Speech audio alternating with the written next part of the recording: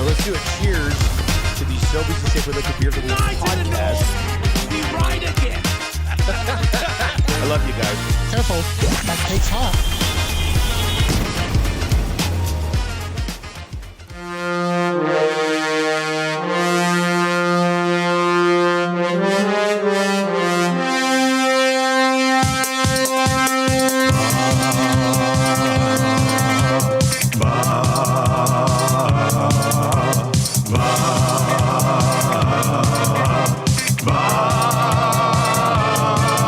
It's the 6 o'clock a check-in, come on, let's go. It's the AM Nasty Big Hello. It's not static, AM radio. It's the Cool Bed Red Hot Nielson Show. Let's go.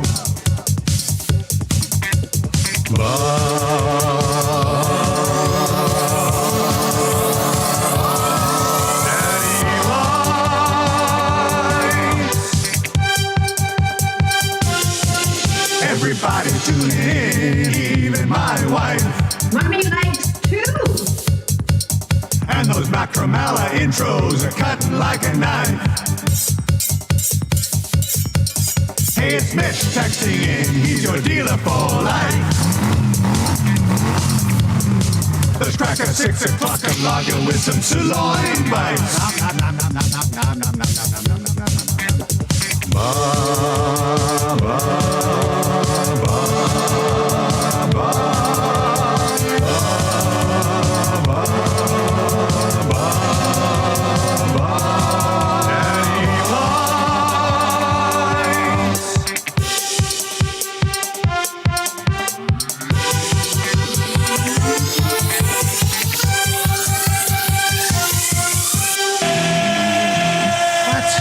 Ladies and gentlemen, boys and girls, children of all ages, tonight, D-Generation X proudly brings to you its 6th-time WWE Tag Team Champions of the World!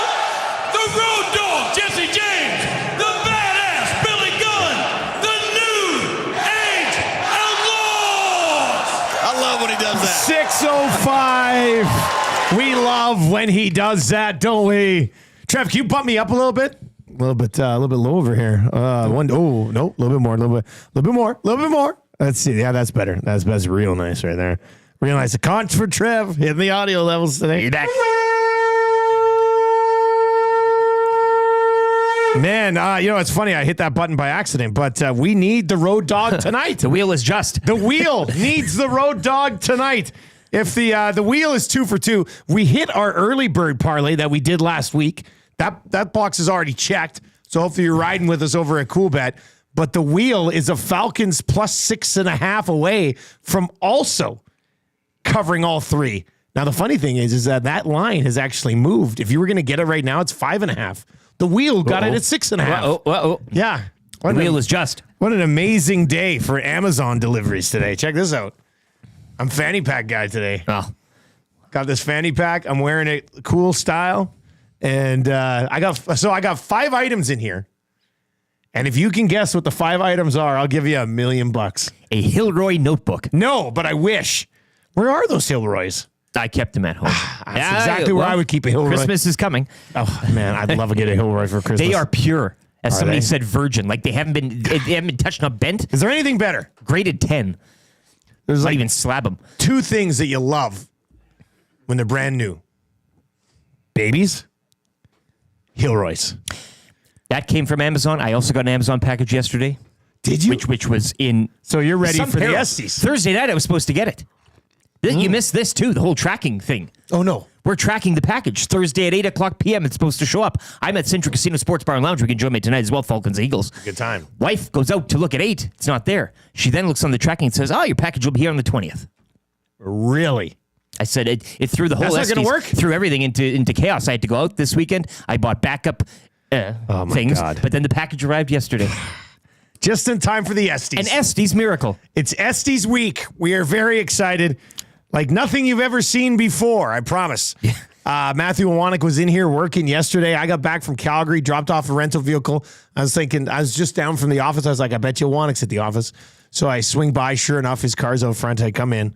He's looking a little disheveled. He's grinding hard here for the Esties. And he like immediately grabbed all like the winning envelopes. I was like, oh, you can't see these? I'm like, I'm not sneaking in to find out who the winners are. He's really high on those envelopes. He loves those envelopes. Yeah. That's his baby. Strummy says, Dusty, is your man card in there? Just kidding. You lost that the second you buckle up that fanny pack. I don't get that. Look, man. That's a hip thing that people do nowadays, right? Yeah, I mean, that's what everybody does now. It's pretty cool the way you wear it and stuff. Huge in Europe. The hockey players do it. Well, it's the same. How about this? I put it on yesterday at the house, and Tammy was like, oh, that looks attractive. Oh. Can you believe this woman? Yeah.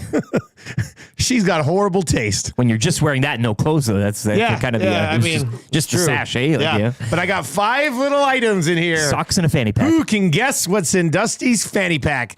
Text us 780-218-9999, 780-218-9999. And you can hit us up in the nasty chat as well. It's not too heavy. Oh, a little shaky. I'll shake it for you. I hear a little bit of metal. What's in something? there? Did you hear some metal? Is that a coin? Do you have a loose coin? I don't know. What could it be? Let's try to guess the 5 items in here. I would think if you thought hard and long about it, you'd probably be able to guess 2 or 3 of them. Maybe not exact, but close. 780-218-9999. Joel says chapstick. You're not a chapstick guy. No, I'm not a chapstick guy. You never roll with the. With that being bomb. said, I did sit here and go, well, should I put chapstick in there? Because everybody will put chapstick in there, but then I knew I would get guessed right away. So yeah. The receipt for the fanny pack. For some sort of. Nope. That also would have been a good one. Trev, you have a guess? You must have a guess. I see you eyeing up this fanny pack. I was just going to say, do I get a guess? Yeah. I don't know. Is it a pack of gum? Is that no gum? No I thought gum. it sounded like gum. Did it sound like gum? That's exactly like the chiclet type of style. I'm telling you, that's gum. Oh, it does sound like chiclets a little bit there. What would be rattling around like that?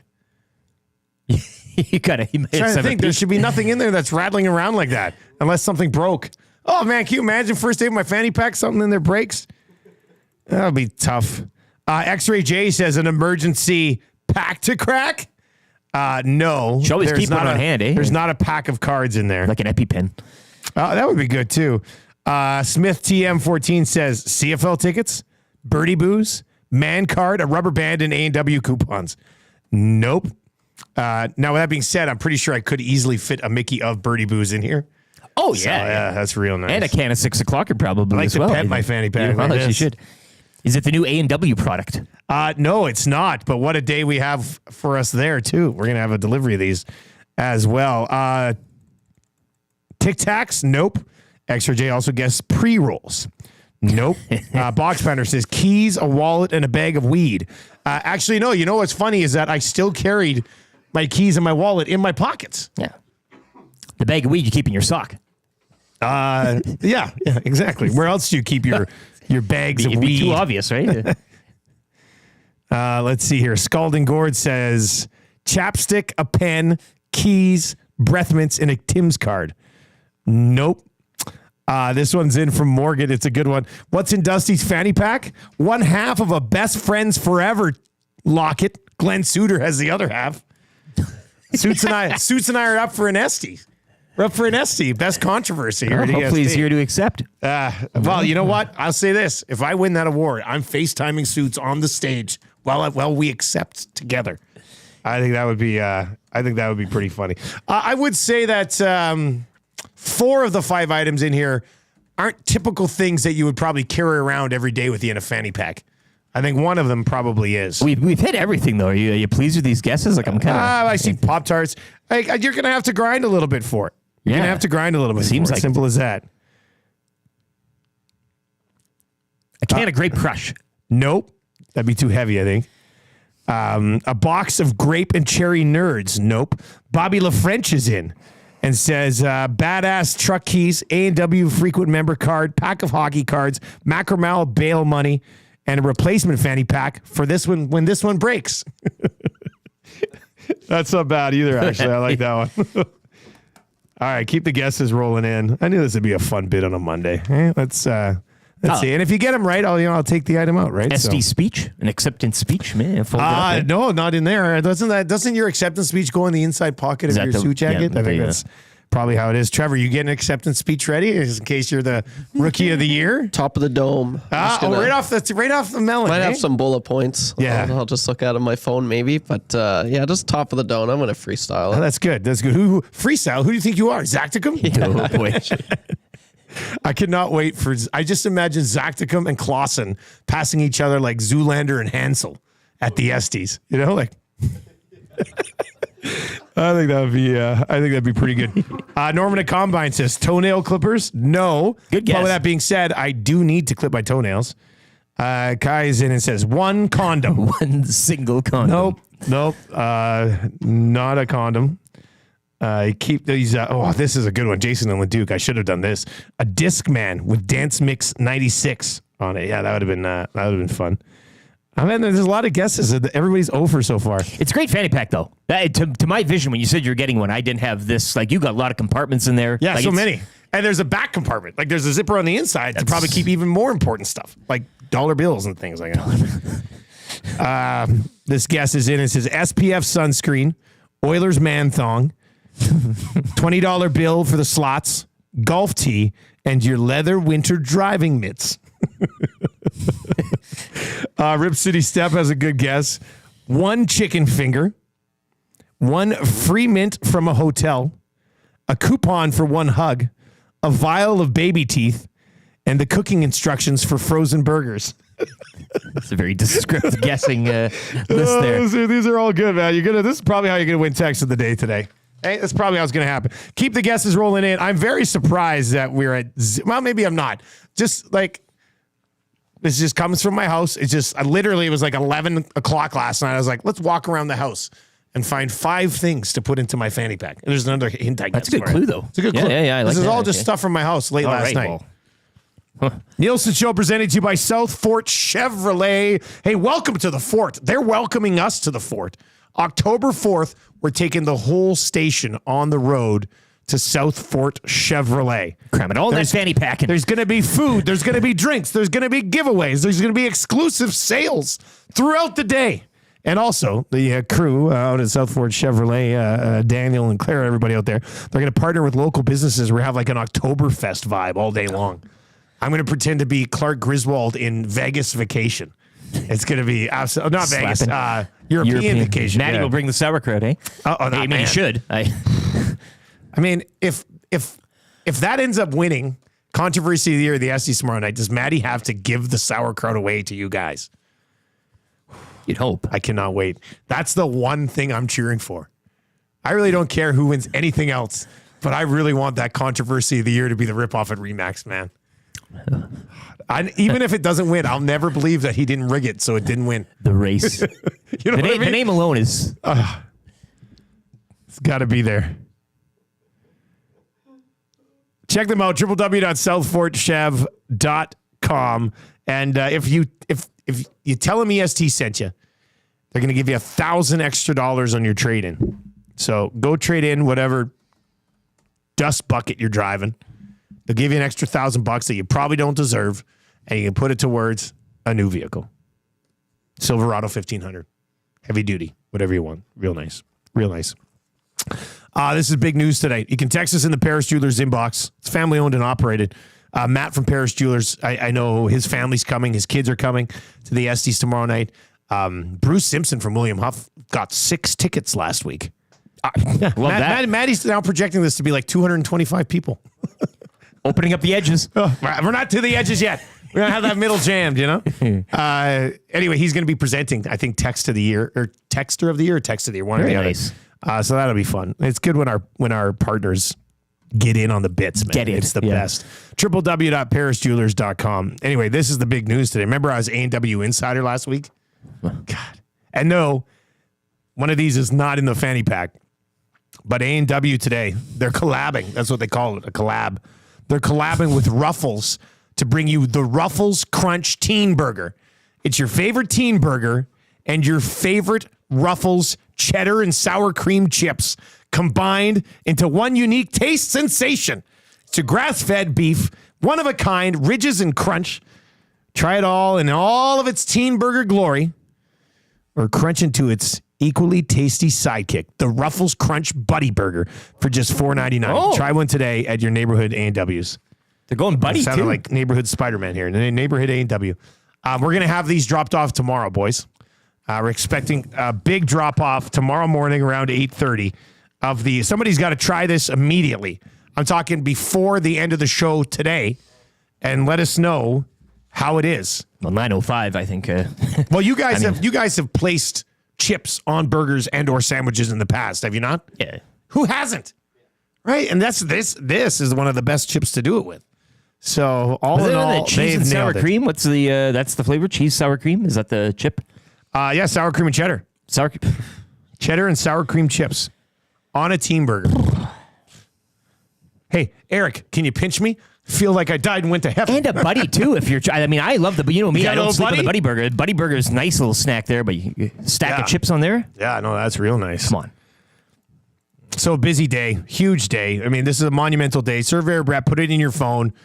The creation of the brand new Ruffles Crunch Teen Burger. Unbelievable. What will they come up with next? Let's dive into your morning announcements today for 100.3 The Bear. Totally forgot about these guys on Friday. I woke up in Calgary to 3 missed calls. I mean, it That's would my have been bad. nice to get a call. Sorry, boys. Well, I know. I don't know why but they you just know what I'm didn't call saying. you. I don't know Not what's your going on fault. here. It's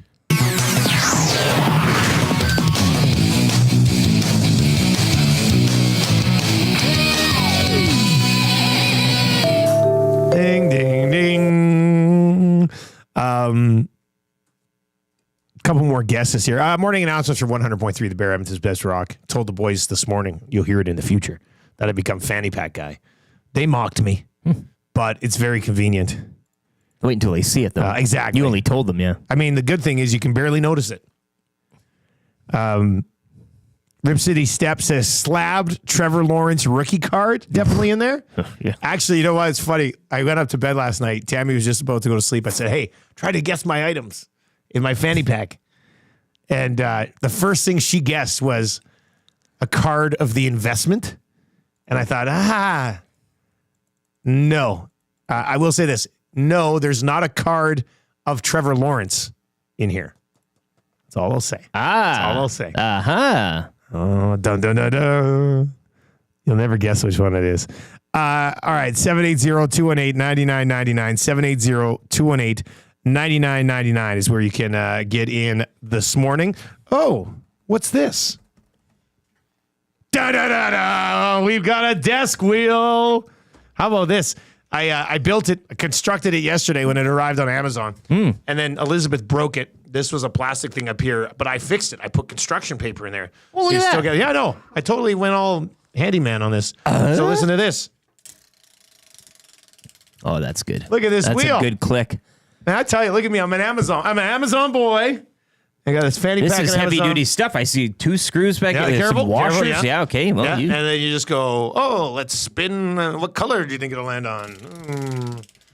And then we go, oh, and now we're betting on whoever's touchdown name is on. this is right. You can write. Is Yeah, this, yeah. That's why I also brought in. I didn't carry this in my fanny pack today either. Really, this is Could have fit. This totally would have fit. You would in have my had fanny room pack. to spare. So yeah, I've got a erasable marker, and then I think when we do our NFL bets today for the Monday Nighter, we'll put a bunch of players on here, and the wheel will pick an anytime touchdown score. Wheel is just. Hey, the wheel is a Falcons 6.5 away from hitting last week. That was the online wheel. This is the real life wheel. We can use this for spinning for draft order now too, eh? And it's just convenient. Everybody should get one of these. Everybody at work should have one of these on their desk. Makes everything more interesting. What are Yeah. you getting for lunch today? Well, spin the wheel. Well, yesterday when I built it, I messed up the first time, but I did it good the second time. And the kids, so I broke you did it all into, that like, pegging yourself, hey? I did. I Is that pegged all? this board 12 times or whatever it is. And so yesterday I had like a different item for the kids for the day on here. So like these 2 squares were play video games. This one was go on your tablets, watch shows, do spelling. They didn't like that. Kids' Choice and throw football around.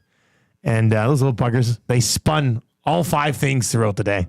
So I didn't realize how much work I was getting myself into. But it ended up being a pretty good day. The wheel is but just. Anyway, there we go. What's the saying? What'd you say? The wheel is just? The wheel is just. Yeah. Anyway, now we got desk wheel. So we can have some fun with that. What should I buy on Amazon today for the show? I'm impressed. That's a lot of seeing behind. Yeah. Under the hood. Oh, yeah. That must have taken I don't know. That's a lot of, must have had 2 screwdrivers, a hammer. Actually, I use 1 Allen key and 1 screwdriver. Really? Yep. But then to fix the top part later in the night, I mean, that's just... That was your own... What's the guy who goes, ooh, ooh, ooh, ooh. Yeah, that guy. That's who I felt like. Resident Lions fan, Tim Taylor. Yeah. We're going to get to National Football League action. Week 2, much better than week 1 in the National Football League. Lots to discuss. Depends who you talk to, I guess. I mean, yeah, for me it wasn't. I mean, the Detroit Lions lost. Decent game. Yeah. I didn't think either team really played great. Entertaining, though, from a neutral point. I was glued to the couch. You're probably happy with that. Chiefs, Bengals, entertaining. There's a bunch of closer games in week 2. So we'll get into that. We kind of got a lot of time slotted in for it just after 6:30, sort of a little NFL blitz package. We'll whip through all the games. Good, bad, and ugly from the weekend coming up here around 6:45. Preview the Canucks last week. We're going to hit all the Canadian teams as we work our way up towards the beginning of the season. So AJ Jakubec's going to pop by just after 7 o'clock.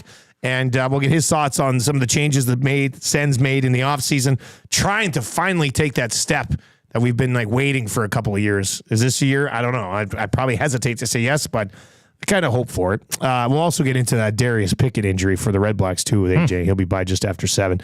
Monday Night Football Parlay. Mike Tenoir from the 2 Deep Zone. He's over on Substack. That'll happen just after 7:30 today. That's good. We got a huge football week in this city, man. You got to make plans right now. Commonwealth on Saturday. Got to show those Bombers what's up. Footfield Friday. Oh, yeah, great. And they need that one. Yep, absolutely. Golden Bears, a surprising 1-2 start to the year. Kind of easy trivia for Mr. Mike's 3 questions too many. We will give you a chance to win a gift certificate to Century Casino, Sports Bar and Lounge, where you can join Lieutenant Eric tonight for the Monday Nighter between the Falcons and the Eagles. We'll get into That Hurts for James H. Brown just after 8:30 this morning. Of course, the wrap for William Huff still to come on the show today as well. Canadian Football League action over the weekend, Rick. Just 3 games. The old 3-gamer, yeah. The old 3-gamer. 3 teams on bye. And another tie to which you were present for. Yeah, I got to call a tie over the weekend. So that was cool. Diedrich Mills back in the fold. As I did say at the end of that broadcast, I didn't like it either. It's a weird feeling leaving an event tied. It just felt like you wasted your whole 3 hours on the broadcast. But that single point, both the Riders and the Stamps now in the West really huge. I mean, if you didn't think the West was so compacted as it was, now they each have a point, so it makes everything kind of the CFL West uneven. Is what, divided by 5 points, 1st to 5th? 14-9? We got 14-14 for the Lions and Bombers, 11-10-9. Yeah, so 5 points. There you go. And with BC losing as well, I mean, you had that game in Vancouver. BC just laid an absolute dud on Friday night. I did not see that one. They were back. I was expecting the 33 points the Argos scored, totally expected it. But I also expected the Lions to score like 33 to 37 points. And instead, they only score 17. Nathan Rourke gets pulled at halftime. They go to Vernon Adams. I understand you got your 2 quarterback thing going on there. VA comes in, hadn't played in a while. I don't know what it is about the BC Lions offensive line, but in the 2 games against the Argos this year, they could not stop him. It was this Sac City on the West Coast.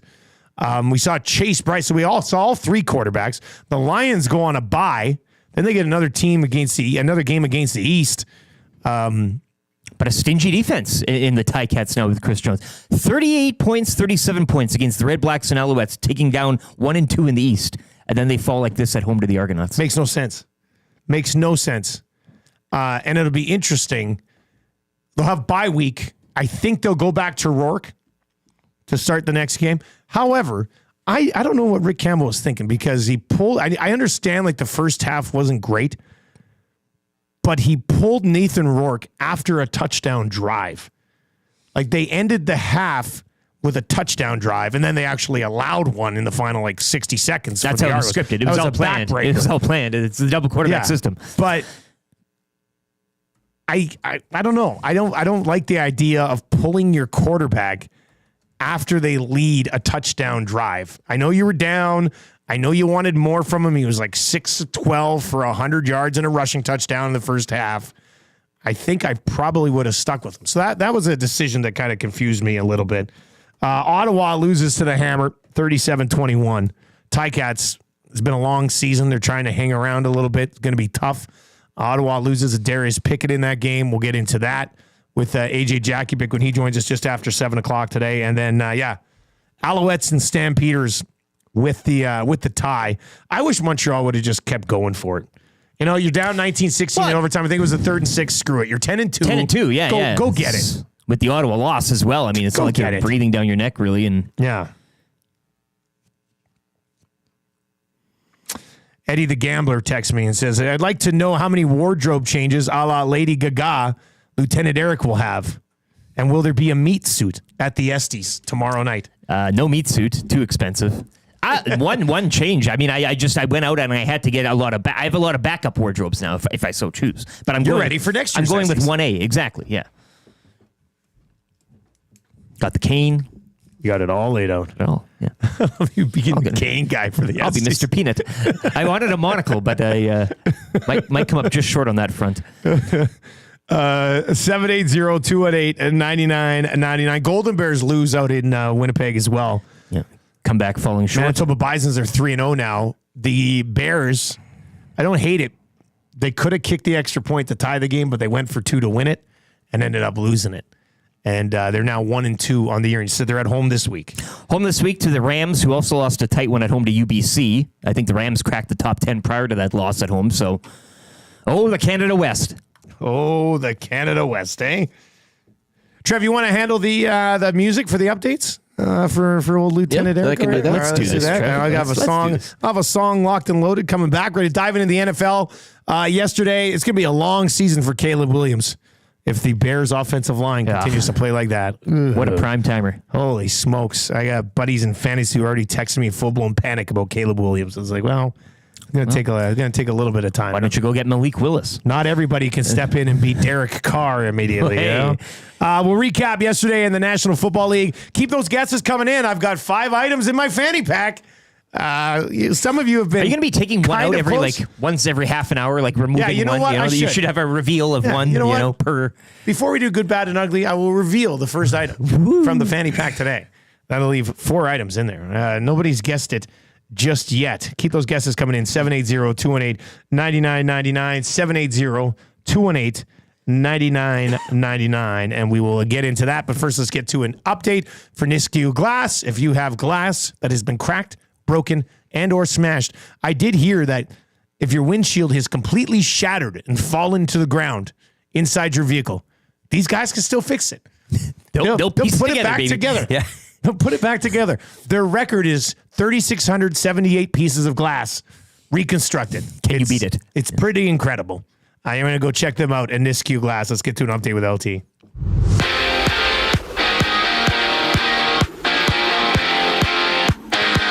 CJ Stroud throwing for 260 yards and a touchdown. The Texans improved to 2-0 with a 19-13 victory over the Bears, dropping Chicago to 1-1 on the season. You can join me tonight at the Century Casino Sports Bar and Lounge, wrapping up week 2, and the Eagles host the Falcons. Loaded burger on special plus 6 o'clock or lager in the can. Oilers close out the Young Stars tournament from Penticton at noon against the Jets today. Oilers rookies shut out Friday by the Canucks while also losing 3-1 Saturday night to the Flames. The preseason will begin Sunday, September 22 at home to the Jets. Oil Kings preseason schedule wrapping up last night with a 5-2 loss to the Hitmen. Oil Kings will open the regular season Friday night in Lethbridge. Toronto Blue Jays completing the weekend sweep of the Cardinals yesterday with a 3-2 victory. Jays are in Arlington to take on the Rangers tomorrow night to open a 3-game series. Back over to football, where the Edmonton Elks back in action Saturday. They'll host Winnipeg in a crucial West Division matchup. Trey Ford scheduled to start in that one. You can join Maddie and Milne down at Central Casino Sports Bar and Lounge for the Green and Gold Kickoff Show. Coverage starts at 4, kickoff at 5. U of A Golden Bears football coming up short Manitoba over the weekend. They fall to 24-23 to the Bisons. Golden Bears now 1-2 in conference play. They'll get set to host the Regina Rams Friday night from Foot Field. Nisku Glass is growing and now hiring. If you're a nasty, that wants to work with other nasties and can cut glass and replace windshields, then we want to hear from you. Email your resume to info@nisqglass.ca or stop by the shop to apply today.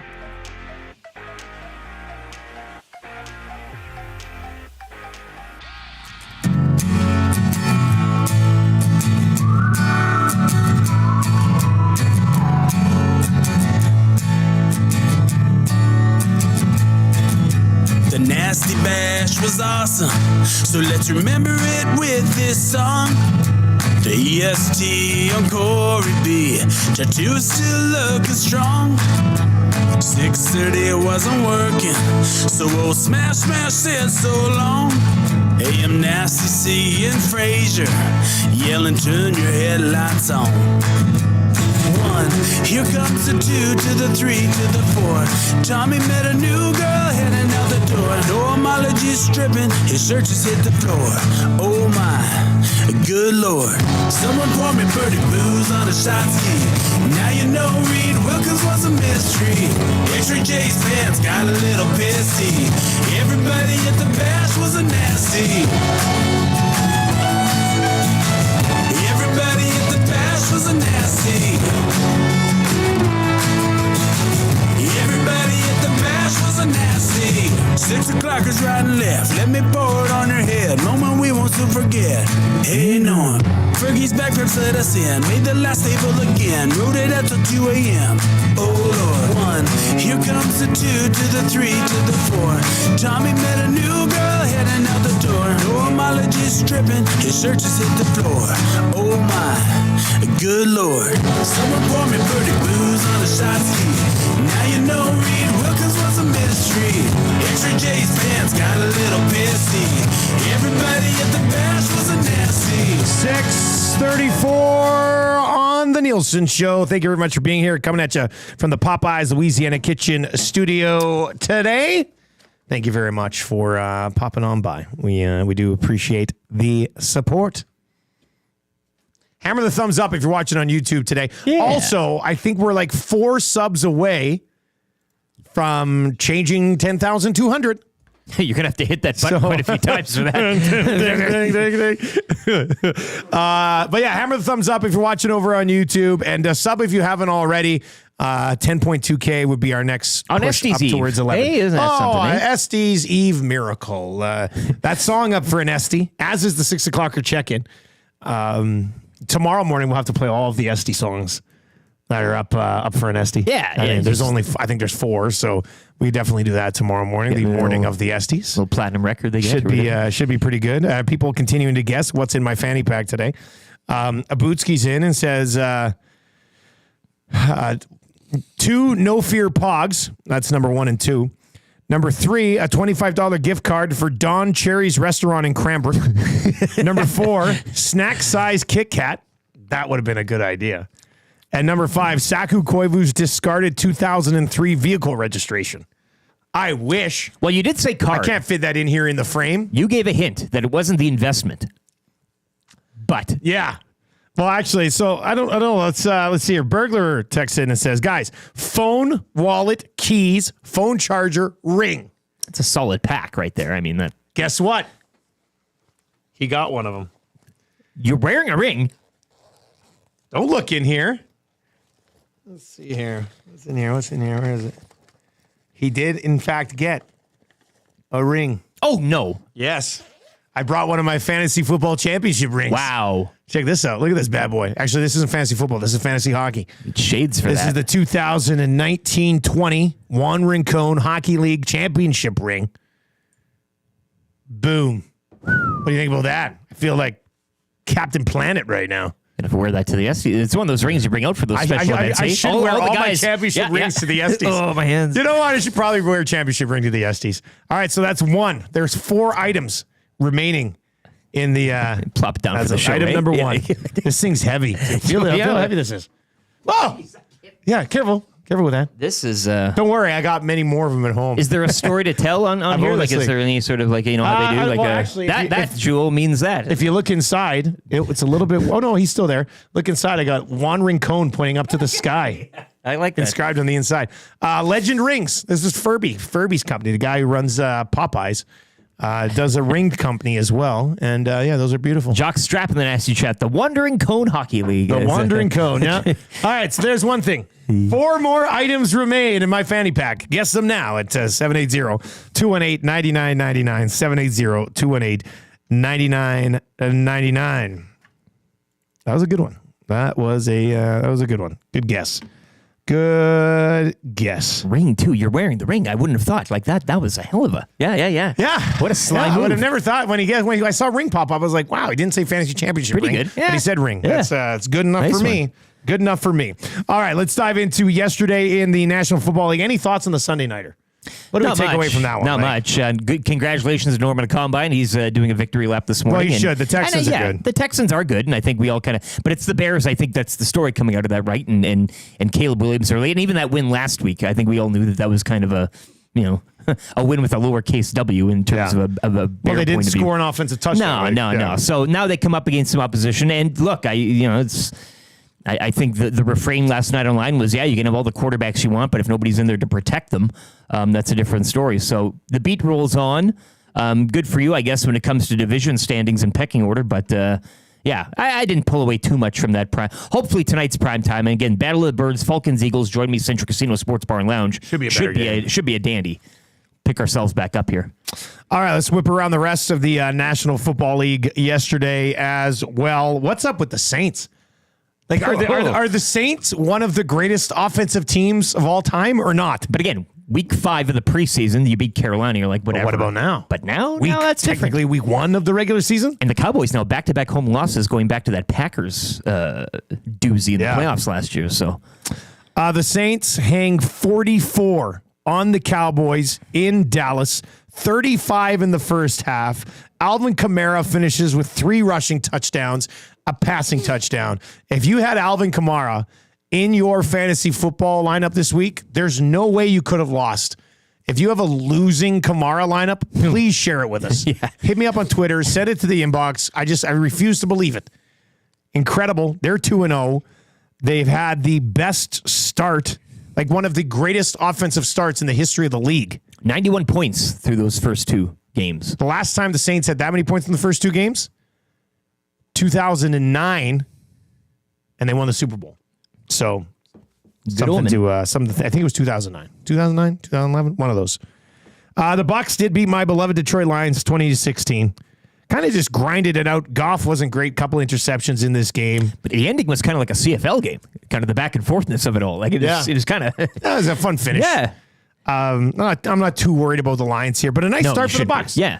2-0 for the Bucs. And you were talking to the boys. Baker, how can you not cheer for him right now, too, Yeah. in his sense? Like, nobody hates the Bucs. I mean, I got a soft spot for Baker Mayfield. I don't know what it is. I kind of like that. Everybody's second favorite now, eh?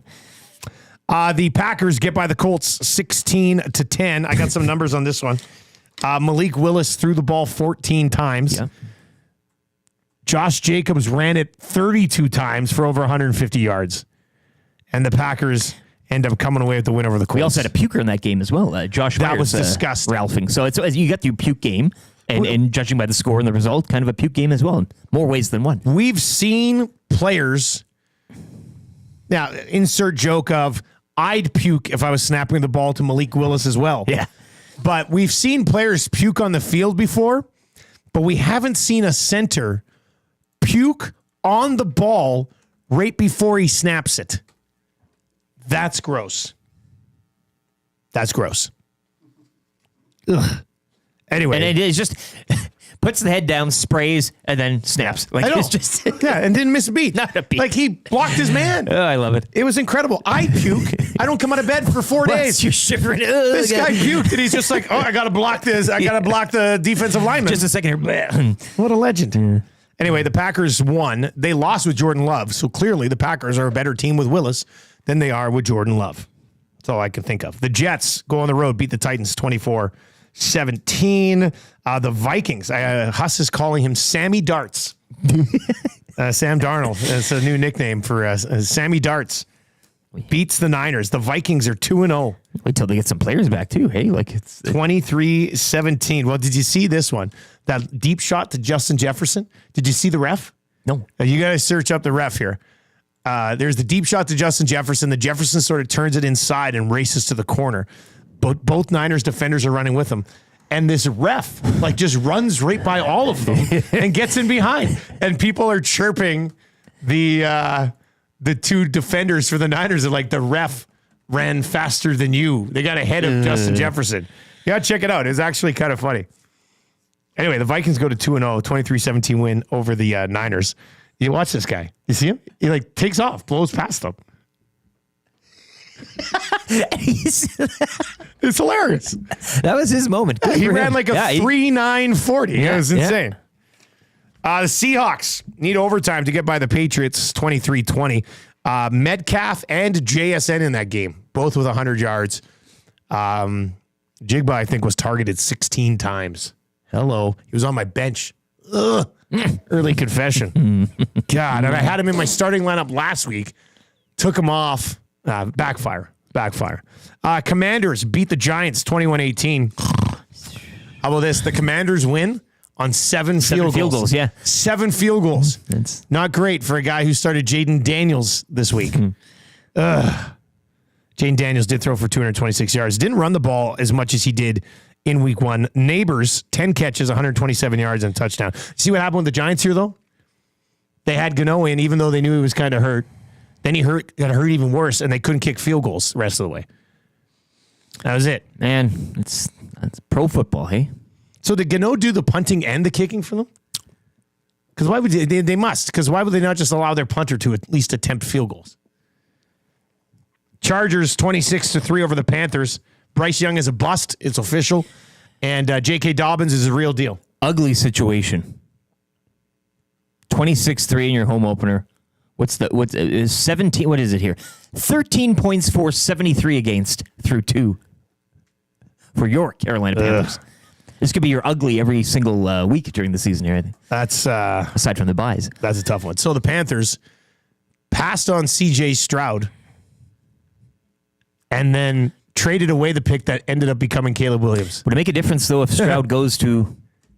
Like, is that organization just a place where... the Panthers might just be the Panthers. I know what you're saying there. Chargers 2-0 to start the year. The Browns go in. Trevor Lawrence, after the game, said, "We suck right now." What a quote, hey? The investment is killing me. Yeah. The Browns, 18-13 win. Guess what? The Browns still suck, too. Good for the Browns. 2 sucky teams with a bag full of suck on Sunday. The Raiders, Gardner Minshew. How about Minshew? Goes into Baltimore, beats the Ravens. I got the numbers on Minshew here. 30 of 38 to pick up the victory. Had a touchdown, had an interception. Maddie's tossing furniture around his place. I must be losing it. If you were downtown yesterday and you saw a coffee table fall from the sky. Yeah. First of all, hopefully it didn't get broken and you can take it. Second of all, tough look. The tight end for the Raiders, Bowers. I got him in the league that I was screwed over, 30,000 feet, the Nefarious 9. And he had a huge game. So this is how it works. This is how it works now. I won this week. The universe is now coming back to you. Coming back around now. The pendulum swings. I won this week. 9 for 98. Cardinals. Holy smokes. Kyler Murray, the only 30-point fantasy game among quarterbacks so far this season. Cardinals, 41-10. Marvin Harrison, 4 catches. He has arrived. $130, 2 touchdowns, including that one at the end of the back of the end zone. Beautiful. Who does this guy think he is? Reggie Bagleton? Yep. Connor, too, $122 and a touchdown along the ground. It's a heck of a day for that Cardinals offense. 0-2 Rams. Connor's a stud. He'll get hurt. I mean, I'm not expecting him to last past week 6, but when he's healthy, James Conner's good, man. Steelers beat the Broncos 13-6. Gross. Top of the division, Pittsburgh Steelers. Put a little respect on that, eh? The Chiefs do it again as they steal one away from the Cincinnati Bengals, 26-25. The final. What did you think of the PI? It was a call. I mean, I know, but it was. But you gotta again. If these guys are such pros and dialed into what they're doing, how can you arrive there like that? And again, but again, the receiver, you lean in. I talk about this all the time, embellishment and everything. You know the guy's going to be there. So you lean in. It's embellishment. But there was also a hand flail at the end of it. There was a... Yeah, I mean, but we don't talk about that I'm sorry. Like, physical sport of football. I understand how it was called a PI, but that was a pretty tic-tac PI. Like, you can justify the pass interference, but it wasn't like this blatant pass interference. What's the defender You make a supposed to do? legitimate. I mean, the defender did not use his hands in any way. He kind of went up to sort of grab the ball he's himself. playing for the ball. Yeah. And his body hits the back of was it Rasheed Rice? I think it was Rasheed Rice. And Rasheed Rice does a little bit of a flop like this, puts him in field goal range to kick the game winner. The Chiefs have 2 squeaky wins so far, but 2 wins. Yeah. But things just Same always as seem the to Steelers. things seem to always go the Chiefs' way. You know, it's just it's starting to get really annoying. Really annoying. And then the Texans and Bears last night. I mean, I honestly, Houston should have beat the Bears by more than they did. Caleb Williams, it was a combination of Caleb Williams' offensive line being awful. This guy got hammered a few times last night. But then there was also some times when he had a little bit of time and he just blew the throw. Yeah. I thought DJ Moore was going to go over and choke him out. Which was, so in my big boy league, I had about a 17-point lead. I was already done. The other guy had DJ Moore, and I was like, oh, you know, there's a chance that this could happen. And then I watched the game for a bit, and I was like, oh, don't worry. We're good. Yeah, you had a chance. Don't have to worry about that one. 780-218-9999. 780-218-9999. If you're watching over on YouTube today, you can hammer the thumbs up for us. That would be great. Changing 100. Changing 100. Changing 100. There we go. The man is back. The man is back. YouTube Trev is back. We'll get to that as we continue to work our way through the show. We got to get into the good, bad, and ugly. We do. Good, bad, and ugly from the weekend. If you have a good, you had a bad, you had an ugly from the weekend. You need a conch. I know I've missed some conch requests. The inbox is taking a pretty good pounding today with all these fanny pack guesses. But if you need a conch, send it in now. We'll hit it before 7:00. What's your good from the weekend? Well, man? Alvin Kamara and the Saints. I'm going Holy full smokes. NFL, and I know we just did the recap, but 4 touchdowns and the Saints 91 points through the first 2 games, albeit against Carolina, but against Dallas as well in that defense that we saw, in week 1 going into Cleveland and doing what they did. But props to the crew that you mentioned, Clint Kubiak as well, offensive coordinator. I know the Saints don't get kind of the love north of the border here, and they're not a sexy team in the division they play in and everything, but pour one out to Chris Sadler and all the Saints fans out there. They're here. Sadler was he's always the one. You always know Sadler's one, right? one of our old sales guys at Bell. He's now our rep over there. And watching him and watching the Saints get screwed by so many calls over the years, he'll be sleeping easily and waking up this morning with a smile on his face. So the good, Kamara and the Saints. Before I get to my good, I got to say this is good. Norman at Combine has already picked up the Ruffle Team Burger. Get out of here. Looking at it right now. And yep, that is Ruffle sour cream and cheddar chips. Oh, baby. On a Team Burger. Oh, baby. Unbelievable. He also sent in his what a time to be alive. His attire, if you scroll up a bit for the Estes. It's pretty psychedelic. Oh, the Estes are going to be something, man. Yeah. I tie event, yeah. I tweeted last night. I was like, there's never been an event like the Estes in the city before, and I promise you there'll never be another one. Well, until the next Estes. Jess Jackson from the Bear came over yesterday. Her and my wife were trying on outfits? Trying on some furs, actually. Furs? Oh, damn. Spare no expense. God, that's real nice. That's real nice. I think my wife and I are both wearing Amazon tomorrow night. Bezos, eh? Yeah, the Bezos collection. The Bezos, I hate the guy collection. Sarah's in. Guys, can I get a great big conch for my husband, Cal, in the park, who's celebrating his birthday today? Yes, even though he's a huge MJ guy. Gross. Happy birthday, Cal. And the Godfather's in. Godfather's coming to the Estes. Yeah, and the Godfather tonight, Troy. Maybe see it tonight as well. Godfather doesn't really wear pants ever, so I don't know if he's wearing like dress shorts to the Estes or what. No shirt. Can I get a conch for your nephew Tanner, the White Rabbit, as he makes his goalkeeper debut for the school soccer team?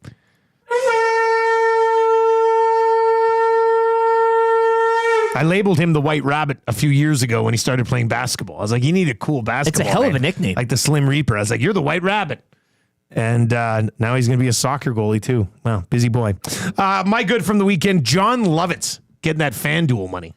You see these commercials? I beg your pardon? I don't know how John Lovitz continues to do it, but his agent has got to be brilliant. I think it was FanDuel. I know. I was watching football yesterday. John Lovitz has some sort of deal with a betting company. and he just does like his creepy sort of like lurking around shtick. And I'm very impressed by John Lovett's agent to somehow get Lovitz the sports betting money. Very impressive. I don't want him to ever go away. He needs to be one of those people that stick around and we continually ask ourselves, oh yeah, John Lovitz, I remember he must be past. No, he's still alive. He's still doing it. Yeah. And he continues to do it on and on and on and on.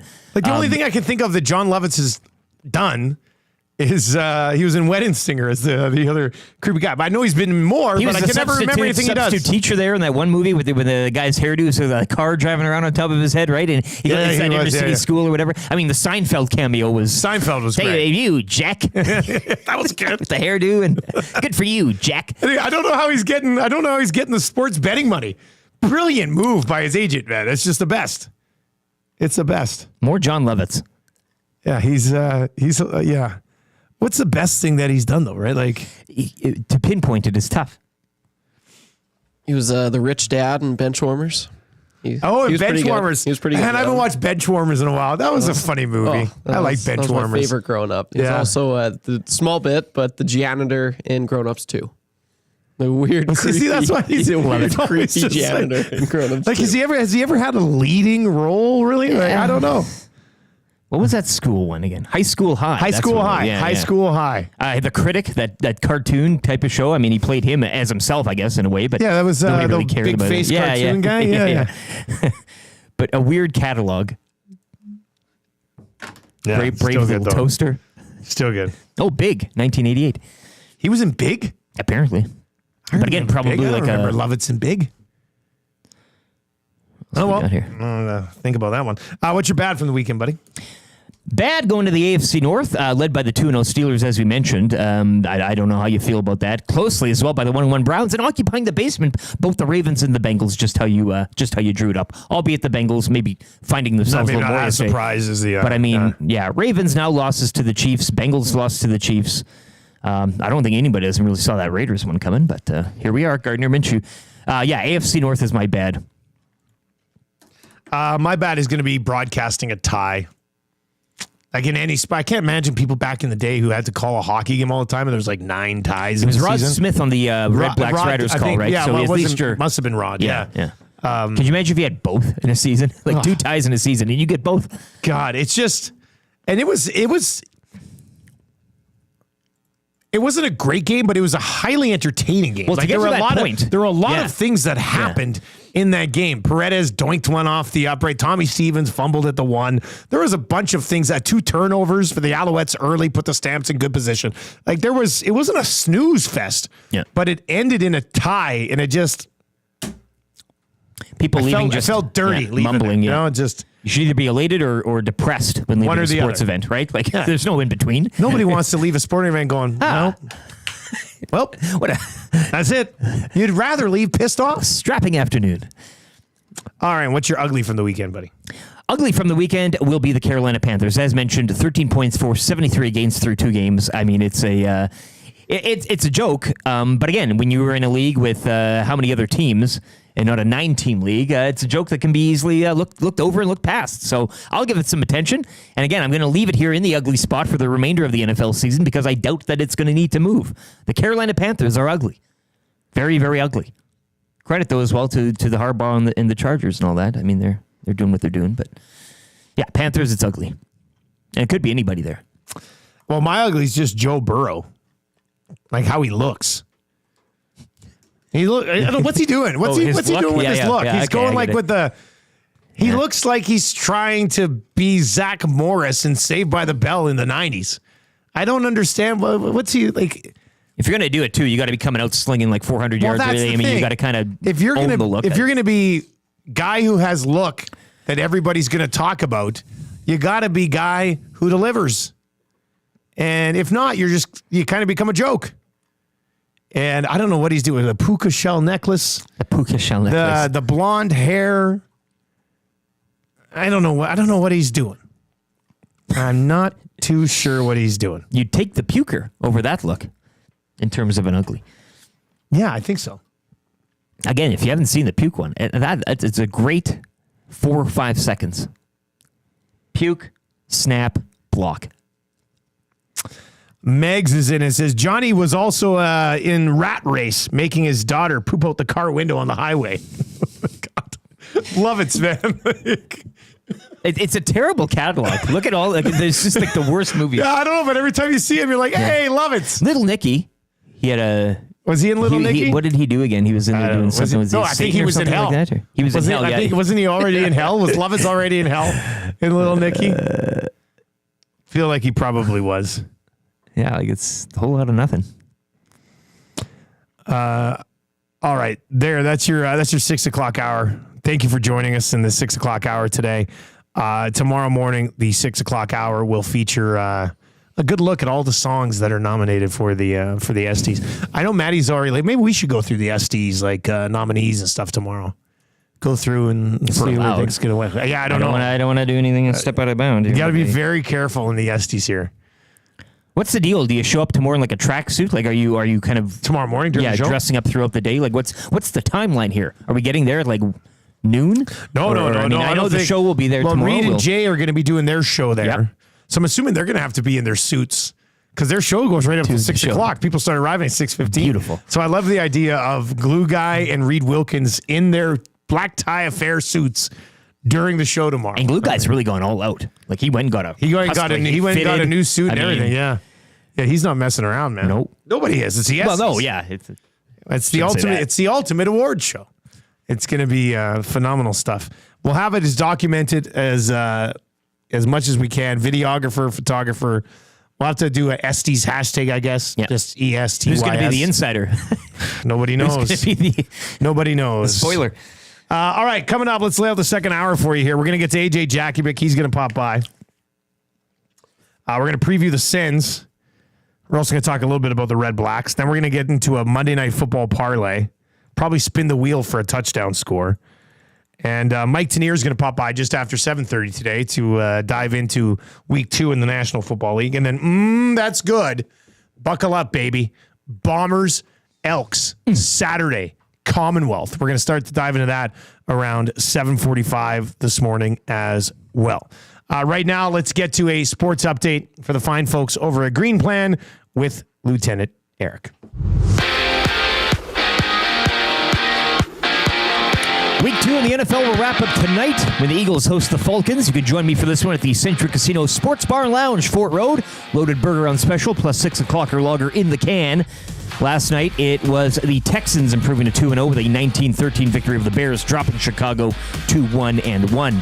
Oilers close out the Young Stars tournament from Penticton at noon against the Jets today. Oilers rookies were shut out Friday by the Canucks, while also losing 3-1 Saturday night to the Flames. The preseason will begin Sunday, September 22 at home to the Jets. Edmonton Oil Kings, meanwhile, their preseason schedule wrapping up last night. They would fall 5-2 to the Calgary Hitmen. Oil Kings open the regular season Friday night down in Lethbridge. Toronto Blue Jays completing the weekend sweep of the Cardinals yesterday, 3-2 your final. Jays visit the Rangers tomorrow night to open a 3-game series. Back over to football. Elks off a bye week. They will be hosting in the Bombers. Also off a bye week. Saturday, 5 o'clock. You can join Maddie and Milne from the Century Casino Sports Bar and Lounge. They'll have your Green and Gold kickoff show coverage beginning at 4. Trey Ford scheduled to start at quarterback for the Green and Gold. U of A Golden Bears football. They came up just short in Manitoba over the weekend, falling 24-23 to the Bisons. Golden Bears now 1-2 in conference play. They'll host the Rams Friday night from Footfield. Sports Update brought to you by Green Plan, providing you with award-winning environmental and consulting service. Whether it's municipal, industrial, or residential, plan it right with Green Plan. Visit green-plan.com or give them a call, 780-455-4292.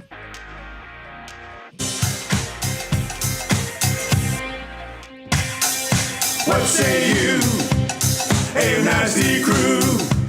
We got the Nielson Show flu. Well, there's nothing we can do about it. What say you? Hey, nasty crew. My wife thinks I got better things to do, but there's nothing I can do about it. We're tuning in on TuneIn, we're listening online. We catch up with the podcast when we fall behind. We're texting in the nasty chat, what's on our mind? 780-218-9999. No more interference from corporate interest. Just Tuffy and Eric and all of the bad cats like Brzezinski and Noodles. Gadget can gauge it if it's just but a cool band to make a little wager. We can't wait for the Monday mandate.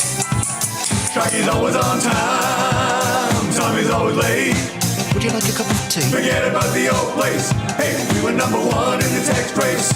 We don't miss all the commercial breaks, but we sure miss Nickelback today. We wanna hear some Huntix and we wanna hear Renee. Wanna hold the neck up when I wanna kiss away. Beat left the tire fire and remember that name. We love every goal song, but what about the games? Marimella, Rapapo, Dragger, and Tanier. It ain't Christmas season, but they sound like reindeer. Button and my cousin and the tales of the North. All about them give a present, Dusty go on. What say you? AM Nasty Crew. We got the Nielson Show flu. And there's nothing we can do about it. And there's nothing we can do about it. And there's nothing we can do about it. There's nothing you can do about it. It is the Nielson Show. I'm getting the wheel ready to spin for touchdown scores. I got all the names on there. Nice penmanship. Trying to figure out who else we need to put on here. Mooney, Dotson. Oh, Algier. I'll have to put him on here. Let's see. I'll throw him right here.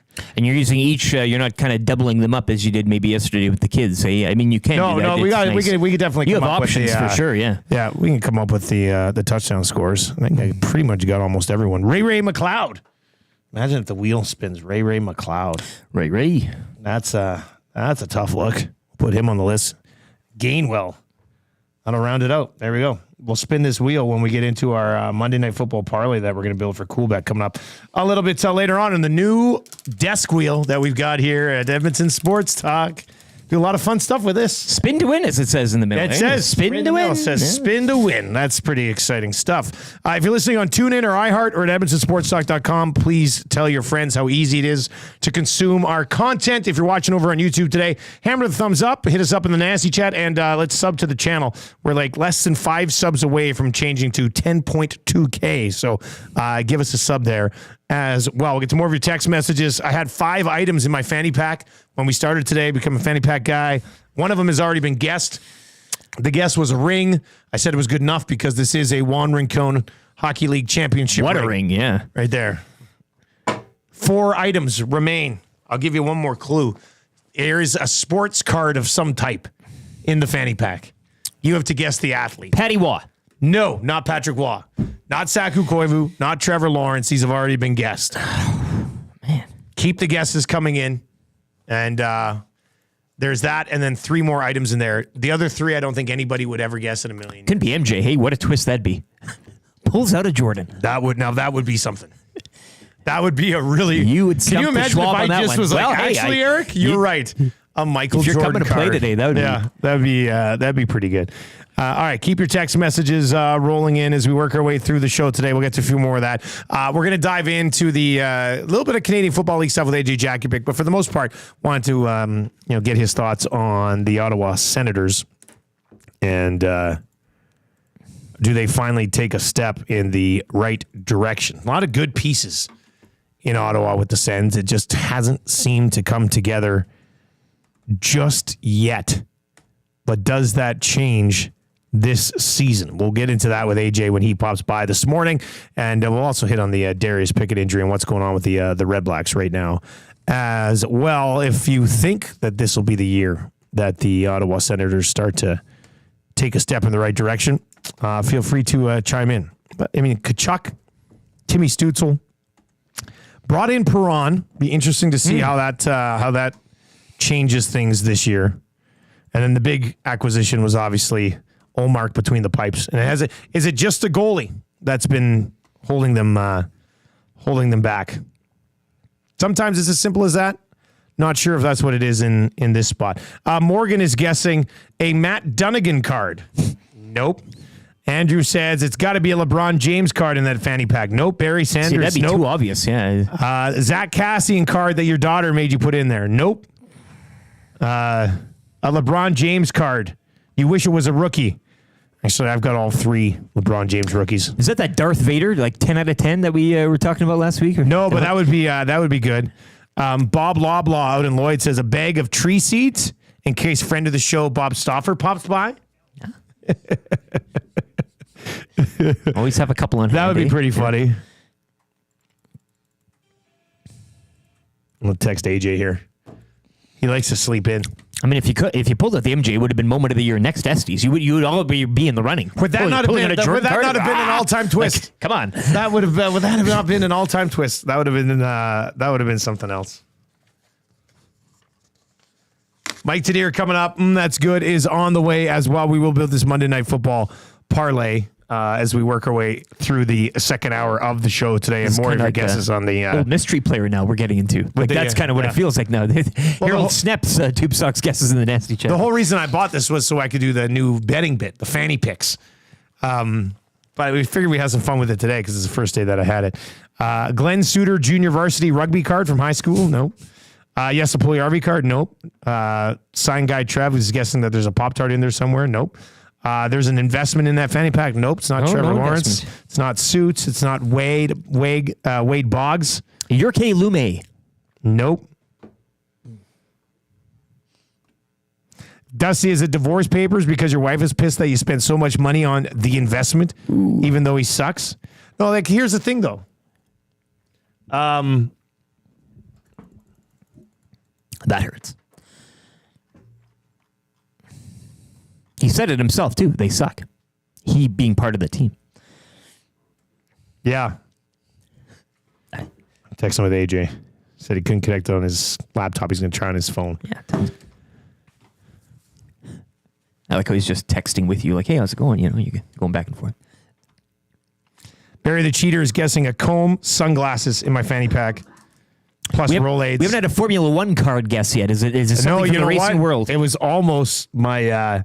Yuki Tsunoda? It was almost my Lewis Hamilton card that I should have sold a few years ago. Yeah, well, speaking of I almost brought that in. Yeah.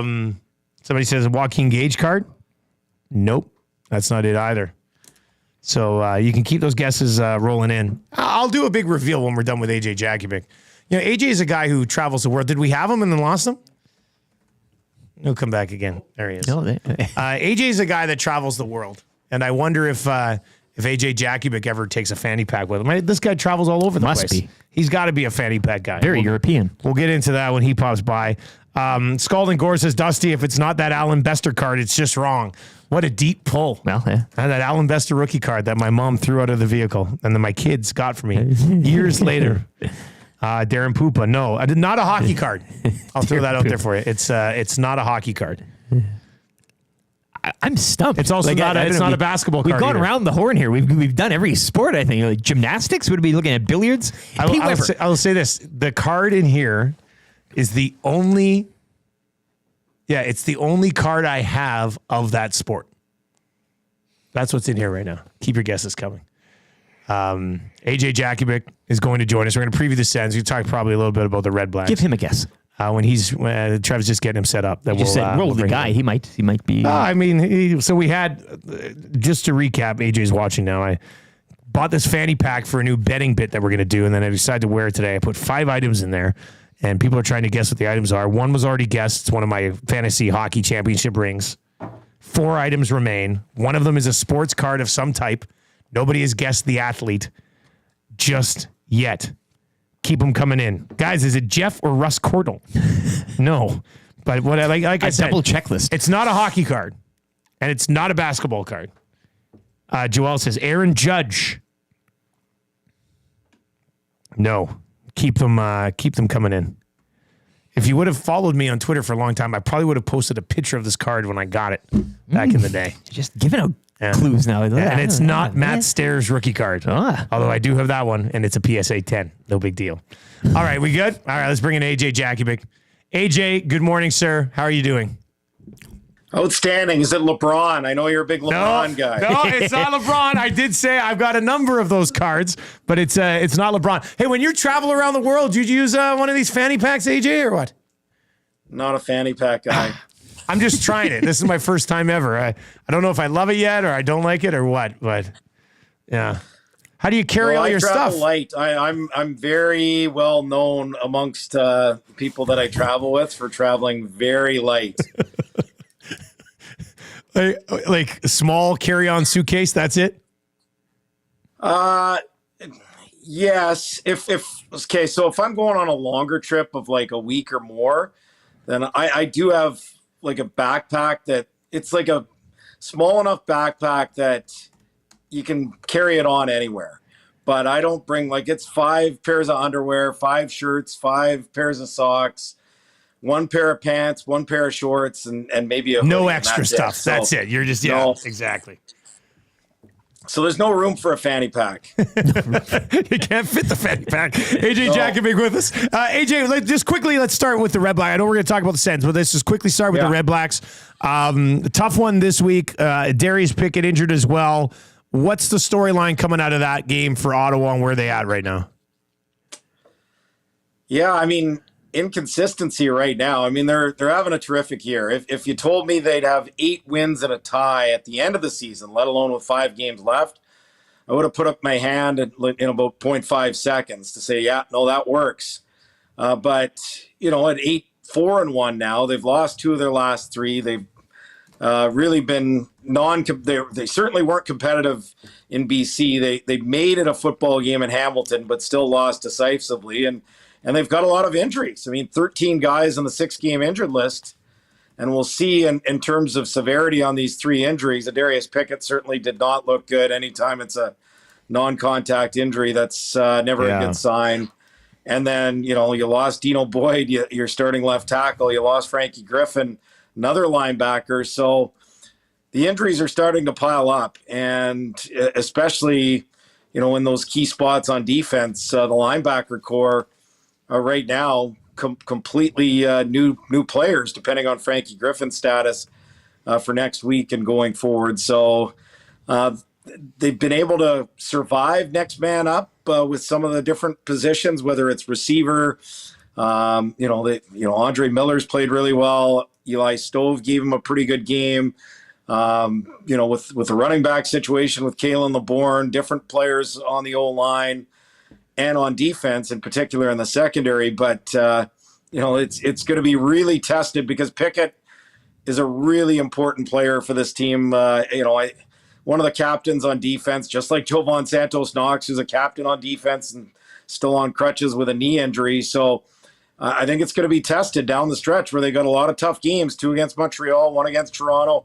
Hamilton looks like they're better, and in Saskatchewan as well. So we'll see. We'll see how they look this week against the Alouettes, who have slowed down a little bit as well. But that to me is my biggest concern down the stretch right now, is just how do they handle the increasing injury list. Yeah, that's going to be something that a lot of teams are going to have to look at down the stretch in the Canadian Football League. Over to the Ottawa Senators as we try to sort of preview all these Canadian teams prior to the beginning of the regular season. And AJ, I mean, 2 significant areas addressed here in Ottawa: coaching change, number 1 goaltender change. What one had to happen more? Which one makes the bigger impact, do you think? Both had to happen, quite frankly. I think we'll start with a coach. I mean, DJ Smith, certainly, I think he got the most of them in terms of what he was bringing to the table, but they needed a new voice. They started poorly every year, and that put the team in a hole where they needed to climb out of it. And 2 seasons ago, they did climb out of it and actually played, it's funny, there's that new series. I had George Stroumboulopoulos on the radio with us last week on TSN 1200, and he's the narrator of the new Crave series that's opening this week on the Montreal Canadiens. The rebuild. Yeah, of course. I don't have to tell Edmonton about that. I mean, they had oil change and went through all that. So, but it was interesting, all the buzzwords he kept talking about, meaningful games in March, and it was like bringing me back down memory lane, and just all these terms that you just didn't want to hear in Ottawa again. And I'm sure in Edmonton, in the old decade of darkness, Oiler fans didn't want to hear about it again. But meaningful games in March. They actually played a couple of meaningful games in early March a couple of years ago, but that's about it in the last 5 years, just because they'd always be so bad out of the gate, finish strong, but by then it was too late. And I think, this organization needed to put their stamp on things, starting with ownership and moving on to the hockey side with Steve Staios. And I think Michael Andlauer and Steve have done that. And it starts with a coach and the coaching staff. And I'm curious to see how things are going to play out just from the start of training camp. Travis Green's known as a guy that runs a really difficult camp. And, he warned guys to come in shape because they need to be ready. So I think that's a start. They're going to need to be better defensively, which has been a problem. I mean, Jacques Martin tried some things to help that along, but he talked about the importance of getting off on the right foot. And, at the end of the season, he mentioned that, this thing isn't going to start right at camp. It's going to start a few weeks before camp with the players and the coaches and everything just getting ready for the start of this season. So I do think Green's going to be really important this year. Any coaches in the National Hockey League. And then with the goaltending, it's been a couple of different things, because you look at Philip Gustafson getting traded and playing well. Even Cam Talbot last year went to Los Angeles and played better there than he did in Ottawa. So I don't think they've helped the goaltenders much when it comes to defensive play here in Ottawa.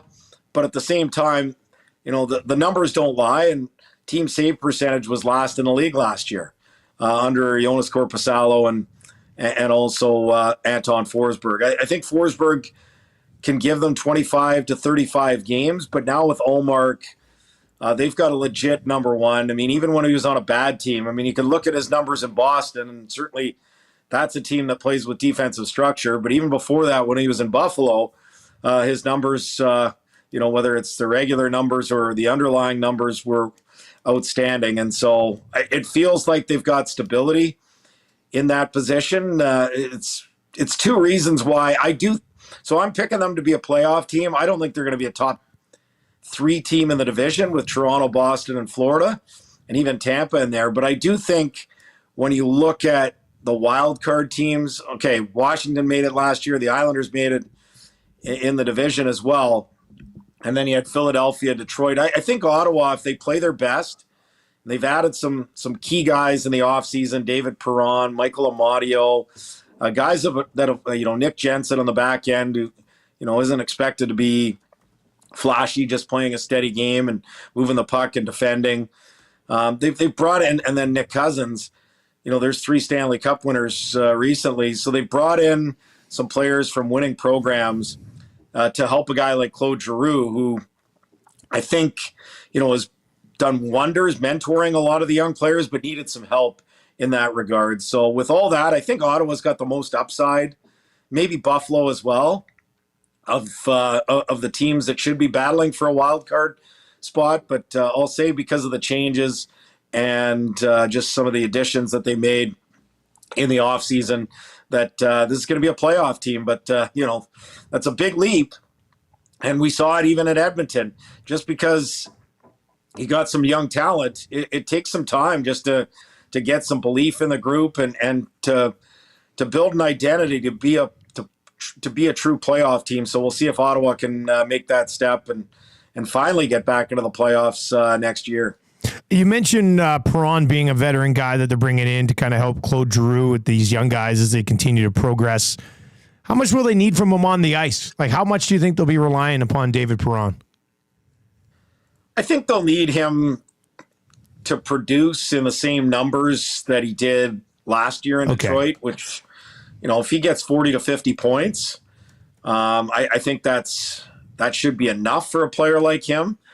We'll wait and see where he's going to fit. Are they going to put him on the second line? Are they going to put him on the third line? There's a lot of different opportunities there, but with him and Giroux in your top 9, they've got a lot of good young players there. You look just up the middle. I don't know where they're going to fit everybody, assuming everyone's healthy. And that hasn't been the case. The last few years, Josh Norris has struggled to stay healthy. Shane Pinto had some injury troubles. And then, of course, he had the suspension for gambling last year that cost him half a season. But, Pinto and Norris, and I think Pinto's going to be a guy that really breaks out this year. He's just such a smart player.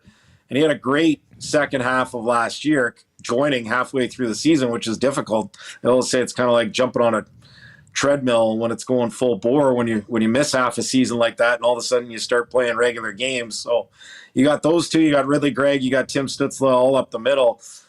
So one of those guys, I don't think they're going to be a 4th line center. One of those guys is going to have to go to the wing.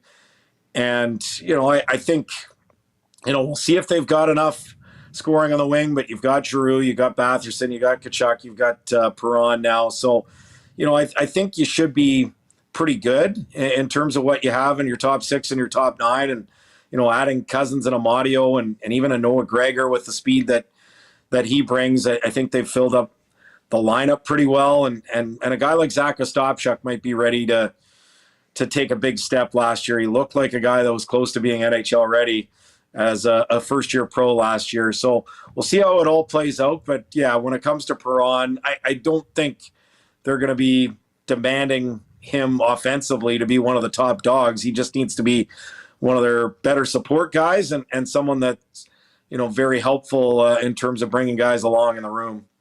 AJ Jakubec joining us, TSN 1200 Ottawa. I just want to get your thoughts, AJ, off the ice now in this arena deal that isn't a deal yet, but of course taking early steps. Where is this at in terms of step count, I guess, in this process? And ultimately, do you see this crossing the finish line and all going to, what are the mocked up and drawn up plans for the whole new arena vision when it comes to Ottawa and the Senators? Yeah, so this is a big week. The 20th is the deadline for them to get a deal done with the NCC, the National Capital Commission, which is a federal government agency. I think Ottawa, because of the setup here in Ottawa, they actually have a little bit of leverage, I think, this week, because the NCC, like this land, LeBreton Flats, it's a little bit west of downtown, and if you drive by there, I had 3 buddies from Edmonton in last weekend, and you drive by there, and essentially it's giant fields and 2 LRT stops, and the LRT is relatively new here in Ottawa, and kind of like Edmonton, it doesn't work the best. But yeah, I don't need to go into that story. No. But it's when you drive by it and you see those 2 LRT stops and you see these empty fields, like this is something that the NCC, I think, really badly wants to happen. And if it doesn't happen, if they don't meet that deadline here on the 20th, then Ottawa can still go to the city and use city land, because that at LeBreton Flats is federal land. So there are options. They've got a business-friendly owner who's already kind of working through the last stages of getting an agreement of Lansdowne 2.0, which is a new hockey arena of about 6,500 seats. Right now it's on the north side stands. You've been to Ottawa, you know the setup, Dustin. It's a strange one. It's been the setup since 1967, but essentially the arena is embedded into the north side stands. So that project is expected to be done around 2029, 2030, and it's at the last stages of getting finalized before shovels in the ground. And he helped it get over the line. So you do have a business and sports friendly mayor in Mark Sutcliffe that has told the Ottawa Senators, look, we've got other sites that we'd love to do a deal on. So somewhere or another, this is going to get done. I guess the big question is, are we going to find out news on this in the next week? Or, because I don't really sense that there's going to be another extension coming. It's gone long enough. So to me, with the NCC and LeBreton, they're either going to have a deal done here in the next week, or it's going to be new options and looking at some different land on city-owned land instead of federal land. So that's it's a convoluted situation. Arena situations already are, but just the layers are different here in Ottawa. Long before I got here, they had been talking about it's interesting. They've been talking about this 40 years ago. It's kind of like CFL expansion to the Maritimes. They've been talking about this for 40 years. They still haven't been able to get it over the line. We'll see if they finally can here in the next week. Good stuff, man. Great catching up with you. Thanks for the time. Yeah, cheers, fellas. Take care. There you go. That's AJ Jakubec, the voice of Ottawa sports. Simple as that. Great discussion there. Ottawa Senators picking them to be a playoff team. I don't know. We'll see. A little bullish on them. Yeah, why not? Hey, you mentioned the goaltending. You start from the way out, and Travis Green, of course, we all know him quite well. And the thing is, here's Travis Green. Missed playoffs, lost in second round, missed playoffs, fired. No. I mean, I don't know. I Gets guys I playing hard, though, necessarily yeah. don't see it with Travis Green just yet in the National Hockey League, but maybe Ottawa will be the spot that gets it done. All right, I did say I was going to reveal something that Riverhawks card. Nope, not a Riverhawks card. Thought I had it. This is a graded PSA 10 2019 Tops Living UCL Lionel Messi. Soccer. Look at this. Soccer. Classic. Nobody would have ever thought in a million years I'd be dropping this bad boy on you. But it's a Lionel Messi card. Is it? Is his face? Just his face? Eh? Yeah, is it's it like illustrated? it's from this really unique set. That's why I got it. Cool. There's not many of them. So 3 more items remain in the fanny pack. Send your guesses. So far, we've got championship ring, one Rincon Hockey League, and a Lionel Messi graded card. What could the final 3 items be? Dun, dun, dun. Didn't he score two goals over the weekend? Yeah, he's back. Yeah, and a nice one for old Miami. And how about me knowing soccer stats from the weekend? You're getting lit up in the nasty chat here. That's enough. I'm getting that lit is up. enough. Enough Well, with the soccer enough. talk. Yeah, sorry Enough. guys. Sorry guys, that's my bad. I shouldn't have even. Surprised Jakubec didn't go there though. Shouldn't have even brought that up. Listening again, you mentioned worldly guy. He loves the soccer. That may have been tough. well. That was tough. All right, let's dive into the Monday Nighter here with Quebec, Canada. We need the Falcons plus 6.5 tonight to have the wheel bet from last week actually hit. The wheel parlay. The wheel is just. The wheel parlay is about to be justified. That's a good one. Let's build a little game here. Let's build a little one tonight here. I don't know. Let's see. Rick, pick a touchdown score here, buddy. You're like Saquon, Jalen Hurts, Bijan Robinson. Bijan Robinson, between him and Saquon, if you want to go for one of each, I mean, Robinson's plus 100. Yeah, give me Bijan Robinson. All right, you go. Trev, you looking at this board tonight in this game? You bring it up. I'll give you some options here. All right. Yeah. Let's see here. Tell me a little All right. something. So we got touchdown scores. We're gonna take Bijan Robinson as a touchdown score. Player passing yards. Kirk Cousins set at 226.5. Kirk Cousins pass completions 21.5. Just Kirk Cousins numbers up here. Nothing on the player passing from Hurts on the other side. Let's throw this one in there. Kirk Cousins interception. Hey, you like that? Kirk Cousins interception? like it. Why not? That's okay. So we got Kirk Cousins INT minus 164. Bijan Robinson touchdown plus one. What did I say was plus 100? All right, and then let's go. Oh, here we go. Let's go Saquon Barkley. What's his rush yard total? Saquon Barkley over 74.5 rushing yards. So Barkley over 74.5 yards, Bijan Robinson touchdown, and an interception thrown by Cousins. That'll be our Monday Night Football parlay right there. And now let's go to the wheel where we've got 12 different anytime touchdown scores. Is it 12 on here?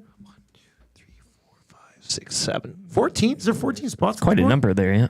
No, there's not 14. It should be 12. 1, 2, 3, 4, 5, 14? 6, 7, 8, 9, 10, 11, 12, 13, 14. 14 spots on here. 14. All right, Eric, spin the wheel. So this is wow. The wheel is going to determine an anytime touchdown score for tonight's game. Let's spin this here. There we go. And the wheel is picking Monte Smith. Cardboard just hanging on. Smith just hung on. It just hung on to Smith. You'll see it.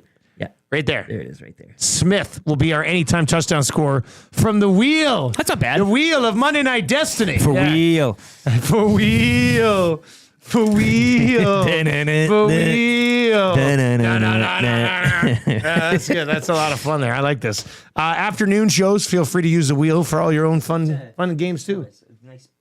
Here, feel it. It's kind of heavy. It's kind of heavy. It's got some weight to it. It's not bad. Yeah, no, it's coming It's a good. legit wheel. Really nicely here. Really nicely on the Nielsen Show today.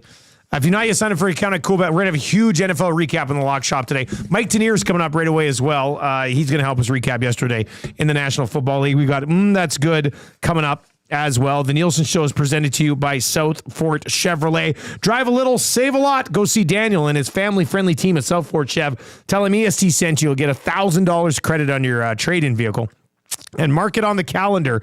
We're taking the whole station on the road out to South Fort Chev on October 4th, 6 a.m. to 6 p.m., South Fort Chevrolet. It's Oktoberfest, and we're going to be out there with them celebrating that. I think we're going to try to set up sort of like a little tailgate thing. It's going to be Friday too. Hey, it's a Friday. Yeah. It's going to be a lot of fun. So that should be a pretty good day. We're very much looking forward to that. All right, let's get to an update with Lieutenant Eric. On the other side, Mike Tenoir, 2 Deep Zone. He's going to pop by, recap yesterday in the National Football League. And that's good. It is a huge week for your Edmonton Elks. We'll get into that coming up here as well before 8 o'clock this morning. Oilers rookie tournament continues. It hasn't been a great event for the Oilers so far, but who really cares? I mean, it doesn't. The results of the rookie tournament. I know this is going to break some of your hearts, but the results of the rookie tournament just don't matter. I'm sorry, it doesn't. Calm down. Individual performances are something you can look at. I know Savoy had a decent second game, but let's get to a sports update. Mike Tenoir coming up on the other side.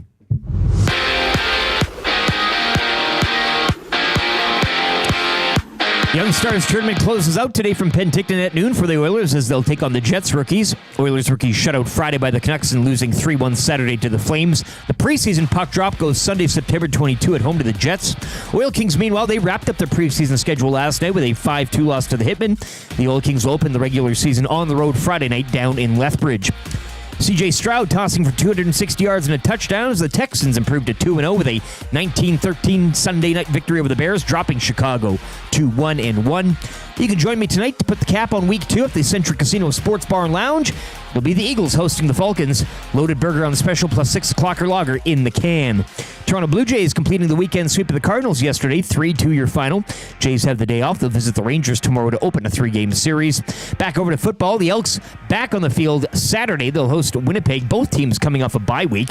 You can join Maddie and Milne. They'll be set up at the Century Casino Sports Bar and Lounge for the Green and Gold kickoff show.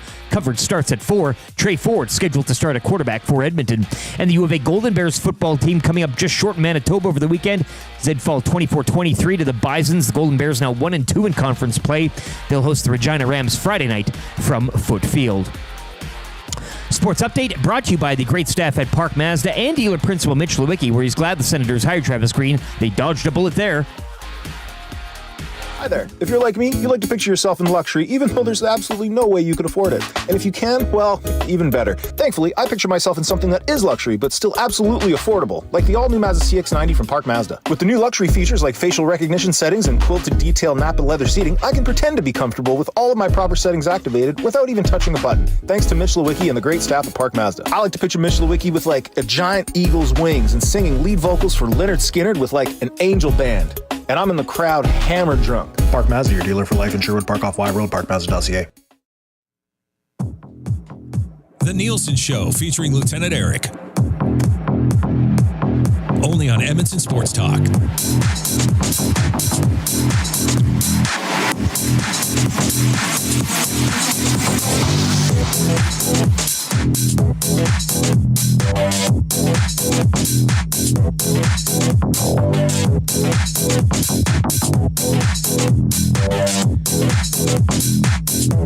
$7:35 on the Nielson Show today. Dustin Nielson and Lieutenant Eric with you. Nielson Show presented to you by South Fort Chevrolet. Great financing rates in September on Silverados and heavy duties. Visit their website, www.southfortchev.com. You can text us anytime into the Paris Jewelers inbox, 780-218-9999. A lot of people have been guessing the remaining 3 items in my Detroit Lions fanny pack today.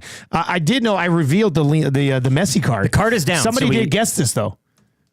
Paris Jewelers inbox? Scalding Gord or Gordo, one of the guys, Wow. actually guessed the Messi card.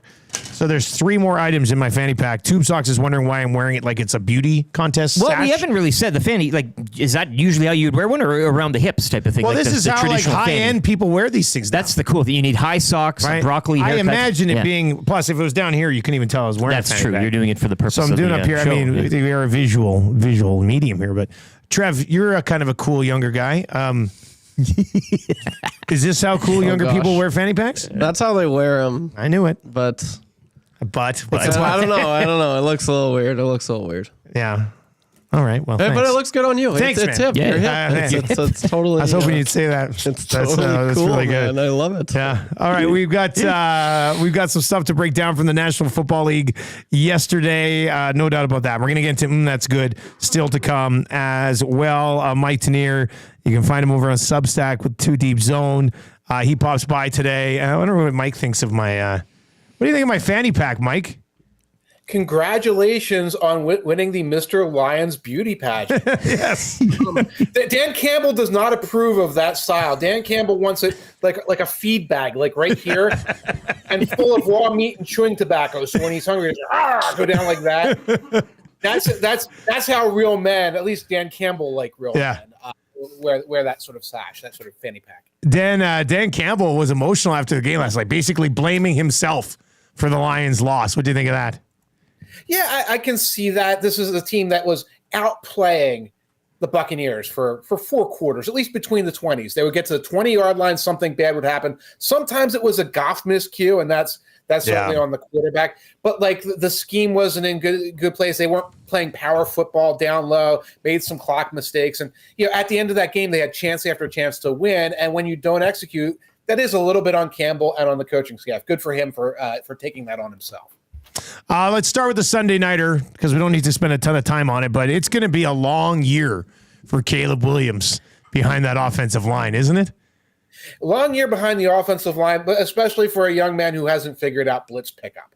Yeah. I think when people really look at that tape and say offensive line has problems, had problems last year, et cetera. When you can bring pretty much any blitz you want, and his response to it is, well, it's time for me to start scrambling, that's going to be an issue. So that's going to take time. It's up to Shane Waldron to coach him through that, to come up with some systems that are better for him. You saw them running the ball a lot, running the ball too much. That was to protect him a little bit. These are the things that we should expect when a rookie quarterback is learning how to play NFL football.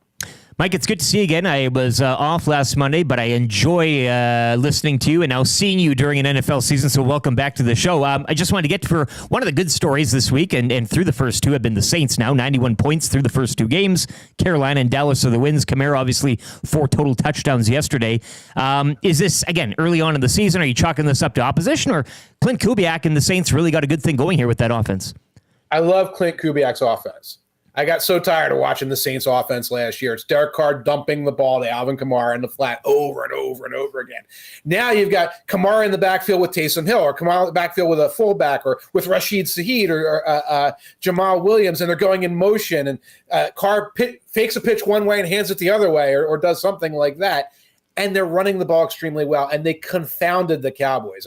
The Panthers are one thing. They confounded the Cowboys, and that creates opportunities for Derek Carr. Now it's 2nd and 3. Now it's 3rd and 2. Now the defense is like trying to defend the whole field. Now you can take a play-action shot to Olave or Shaheed, and it works. So they are not the greatest team in the NFL. They are not going 17-0. They are not the 2007 Patriots. But are the Saints a playoff team? They absolutely look like a playoff team right now. Easy division, easy schedule. Another tough opponent with the Eagles next week. Let's see what happens. But that is a very strong team. Are the Vikings a playoff team with what we've seen from them so far? They've been resilient. They've been tough. They had an easy week 1. I chalk up some of what we saw yesterday to you get the 49ers on the road coming off a Monday night win. You get teams on the road coming off Monday night wins. You always know you could get a flat performance. Niners look a little flat. I'm impressed by the Vikings, but we got to wait a couple weeks. Sam Darnold tends to turn back into Sam Darnold after 3 or 4 weeks. Justin Jefferson injury looks like a minor concern, but it bears watching. I don't think they have the horses to keep it up. But one thing we're going to notice, if you really start looking at the schedule, there's going to be a bunch of 3-0 teams in the NFC. And if the Vikings can make it up to 3-0, then you have to pencil them in and say this is a team that could be there at wildcard time. Mike Tenoir with us on the Nielson Show this morning here on Edmonton Sports Talk. Bengals, I didn't think the Bengals played poorly, but the Kansas City Chiefs still find a way to steal it at the end of that game. It's just kind of the way these two teams, it's their DNA over the last few years, essentially. Yeah, that's it. They come down. They tend to be very highly officiated games. That was a very highly officiated game. Yeah. They tend to be back and forth. They tend to be a little lower scoring than you might think. And, if that's what happened yesterday, but the Bengals took care of business in week 1, we'd be like, oh, okay, the Bengals and the Chiefs neck and neck. That's fine. It's that week 1 lost to the Patriots that is so concerning for the Bengals. And I think they can move past it because a lot of teams get a trip in week 1 and they turn out to be fine. The Bengals, Ravens are in the same boat. You can't be 0-2 right now when the Chiefs are 2-0 and the Bills are 2-0. This is a foot race. This is a jockeying for who gets a home playoff game, who gets a playoff bye. Bengals are not in the position they need to be right now. Well, you mentioned Mike too in the Ravens, and maybe forgiven week 1. You go into Arrowhead and losing by 7 points. But what do you make of this home loss to the Raiders here, and now dropping them to 0-2 alongside the Bengals? See, I worry that they're not built to play from behind. They're not built to salt away these opponents. They don't have that wide receiver. Their top wide receiver, Zay Flowers, he's kind of like a screens guy. They don't have anybody to challenge you vertically, so they got to play 2 tight ends. They got into the red zone, and like the Lions, they kept making mistakes in the red zone there. I have a hard time looking in this team and saying, oh, it's going to they could be a playoff team. Can they re-elevate themselves the way the Bills are playing right now, for example? Can they re-elevate themselves to put themselves in that category? I don't know if they have the personnel to do it. What about a team that's quarterback basically said we suck yesterday in Trevor Lawrence and the Jacksonville Jaguars, losing to a Browns team that didn't even play well? Is it going to be that type of season for Jacksonville? What's going on here? It's going to be that kind of season. I think Doug Peterson's going to be on the hot seat very soon. He's better than Urban Meyer and he's a nice guy thing has worn off completely. This is a team that doesn't look prepared week to week. I think they had like 4 first downs in the first 3 quarters. They were just going 3 and out, maybe 4 and out, and handing the ball back to the Browns, who out-physicaled them at the line of scrimmage on defense. This is a team, every 4th down goes against them. Penalty disadvantage usually goes against them. All of these things where you say, well, here's where coaching is going to matter. It goes against the Jaguars, and it's impacting Trevor Lawrence. Obviously, they're 0-2 right now. They're behind the 8 ball in their division. I think this is going to be a rolling narrative that ends with heads rolling. What about tonight? What happens tonight in the Monday Nighter? We need the Falcons plus 6.5 to complete a parlay. The line's moved to 5.5. I still don't know if I technically want to believe in them, but what do you expect tonight? Never, ever, ever, ever bet on the Falcons. I can't believe I've been doing this show for like 10 years and you guys bet on No. For that being said, that pick was made by a random wheel, so it was not us. We did a parlay last week with a random wheel. The first 2 games have hit. The wheel needs the Falcons plus 6.5. We just happen to ride with them, just so you know. So you're literally blaming Fortune herself. Yeah. Okay, fine. Yeah. The thing about the Falcons is, if there are 6.5 points that goes to 5.5 points, it's going to be a 6-point game. They're going to middle. This is what the Falcons do. They make every wagerer as angry as humanly possible. I'm worried about Kirk Cousins' mobility. I think he's not fully recovered from the injury. I think he's also 36 years old in Kirk Cousins. The Eagles do have the injury to AJ Brown. That's why the line moved. Eagles are full of playmakers. They should be in control of this game from start to finish. Now, does that mean a cover?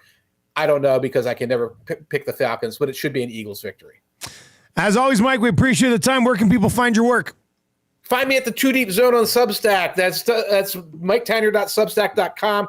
Check it out. All the stuff you used to find at Football Outsiders, New York Times, every place else. You can find it at the 2 Deep Zone.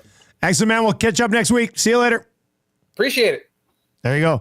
Man, we got to get Mike saying enjoy your week again. It's not over that was the always phone. my It was favorite always part. kind of the... Yeah. You're going to have to start saying that You again. got to, yeah. That was a weird ending preseason. for me. Week 7 of preseason. Yeah. But it's nice to have him on video now, eh? Yeah, well, I wasn't here Monday. I was like, video Tanier. This is a new world. That's pretty cool. Yeah, no, it's pretty cool. I'm pretty excited about that.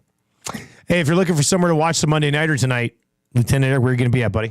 Century Casino Sports Bar Lounge. It is loaded burger evening as well. That'll be the food special and the 6 o'clocker lager in the can. Always available as well, so should be a good night. Battle of the Birds. I know a couple of Eagles fans out there, I'm sure, would like to grace their presence. Jocelyn and Jay, though, trying for the perfect season, as they're trying for the every Monday and Thursday nighter, and they've been perfect thus far. So, I mean, I'm looking for that streak to continue.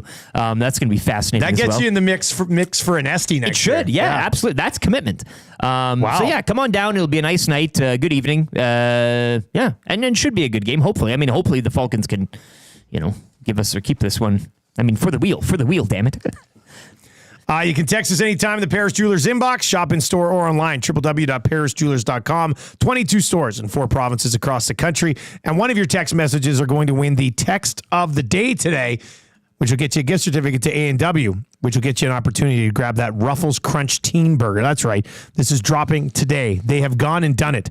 They have put Ruffles cheddar and sour cream chips on a teen burger. By God, they've done it. They've also put it on a Buddy Burger for just $4.99. God, just when you think new things can't be invented. Oh. In 2024, A&W does it again. Sprinkle a few of those on a whistle dog. Hey, I don't know. I mean, I'm just saying future ideas here. Maybe they can put that in the... Did you say whistle dog? Just kidding. Somebody guessed a rapper. A whistle dog had a rapper. stack of those. No, 3 things remain in my fanny pack.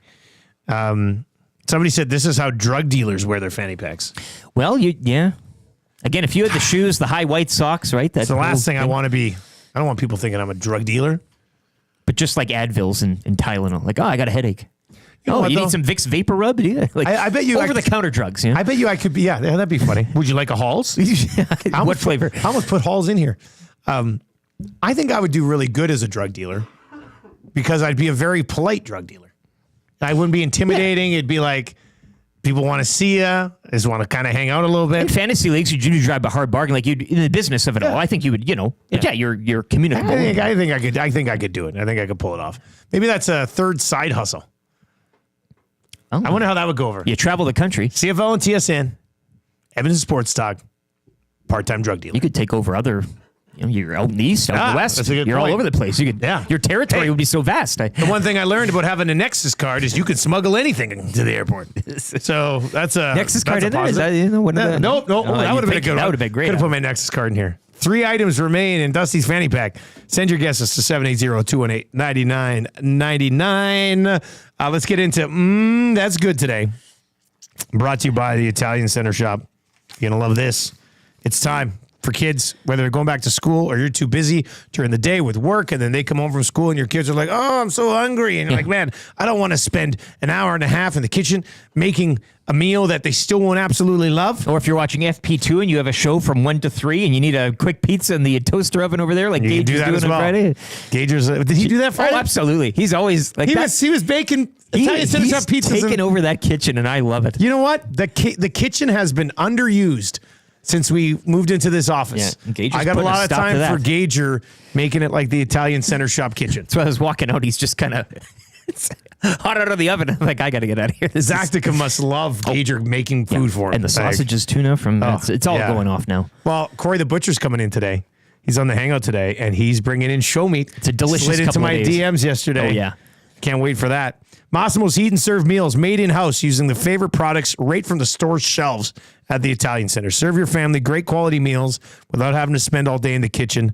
They do the hard work so you can focus on getting back in the groove of school, sports, everything else. Try some of the favorites: lasagna, ravioli with the creamy pesto sauce, the rigatoni, the spaghetti and meatballs, many, many more available in individual and family sizes. You can pick them up in store or you can just pre-order online.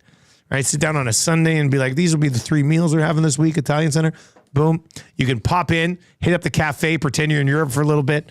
Yeah, and, you can drink the little coffees out of the small cups. What are you doing? I'm just waiting for my meals to be prepared. The house red. That'd be real nice. Only at an Italian Center Shop. Had somebody slide into the inbox over the weekend and be like, hey, Dusty, I'm hitting up Italian Center and Wayne Sports Cards this weekend. A brilliant 1-2 punch. Yeah. A dynamic duel, the likes of which you've never seen. Speaking of dynamic duels, that's kind of where I want to go with That's Good. Huge week for the Edmonton Elks, the EE football team. The Double E taking on the Bombers at a home game. When was the last time you were this pumped for a home game in Edmonton? I mean, 2 weeks ago. But this is bigger. This is how it's kind of cascading here. I know everybody's going to sit here and go, well, it's not the last one is the Labor Day rematch. I get that, but this is a bigger game. Yeah. This is a bigger game than the one against Calgary, who's been struggling. And really, both of these teams for testing their mettle. Yes. You go over how they've kind of come back, and you could argue, okay, the Elks, the Dola Gala Lions team, you got a Stamps team that was kind of fading there, and the Bombers the same. I mean, they beat the Riders by like both of these teams now. This will be a test between the two of them. Really, for supremacy, and the first of a home and away. This is exactly what you're right, 100%. And I don't know if this will be talked about this way in Winnipeg this week.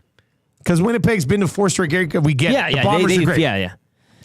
So I'm sure the Bombers will view, like the Winnipeg media, and we'll have a few of the guys on. Maybe we'll get Hamilton on, we'll get Huss on or something. The Winnipeg media will view this as, it's a big test for Edmonton. But I honestly think this is a big test for the Bombers as well, as Eric just laid it out. Winnipeg, they've won 5 in a row. Before that, they had a horrible start. Edmonton's offense is better. It's that simple. The Elks offense is better than the Bombers offense. The Bombers defense is better than the Edmonton defense, but the Edmonton defense has been pretty decent as of late. Special teams, the return game, there's really no advantages. Neither team's really got much going on in the return game right now. I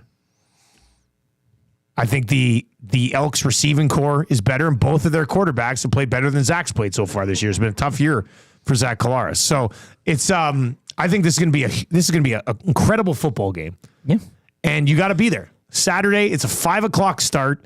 It's going to be perfect fall football weather. It's going to be like 14, 15, that's 16 degrees. The crunching of the pads, right? You wear the hoodie and the shorts, maybe a thin toque, or you just wear a hat because it's 15 degrees. You'll still be fine. And you play that Raiders pump-up speech, from NFL film, the autumn winds or whatever, all that stuff. And again, I know we're on the Elks here.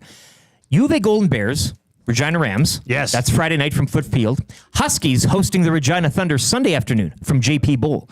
You've got a triad, a threesome, a trio of Edmonton-based football. And Huskies as well, battling in the middle of the pack when it comes to the Prairie Juniors. So, I mean, you've got that Elks game settled in nicely in the middle of that weekend, but also flanked and graced by 2 other games here in Edmonton that mean a lot for both of these teams. Two huge football games this weekend. It's a great football weekend. Three huge football games this weekend in town. So it's going to be perfect. But the Elks, if they can beat Winnipeg this week, then they play them next week for first place in the West. Think about this. Yeah. Think about where they were. They were 0-7.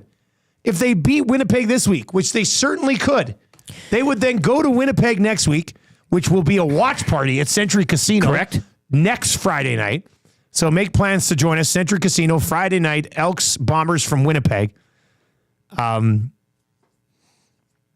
If they can win this week, they'll be battling the Bombers for first place the following week. And a win Saturday, that's too. good.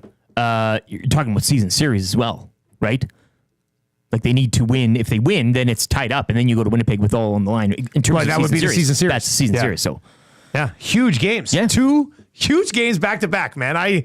This is going to be so exciting. All right, come by the tailgate on Saturday. It's going to be a good time. The boys will have cornhole set up. It should be. I hope you pack 30,000. I hope that Lower Bowl is almost sold out again. Hopefully it's sold out. Should be a hell of an atmosphere. That'd be great. That Owen guy's in and says, "Hey guys, AC Leonard should play this week too, right?"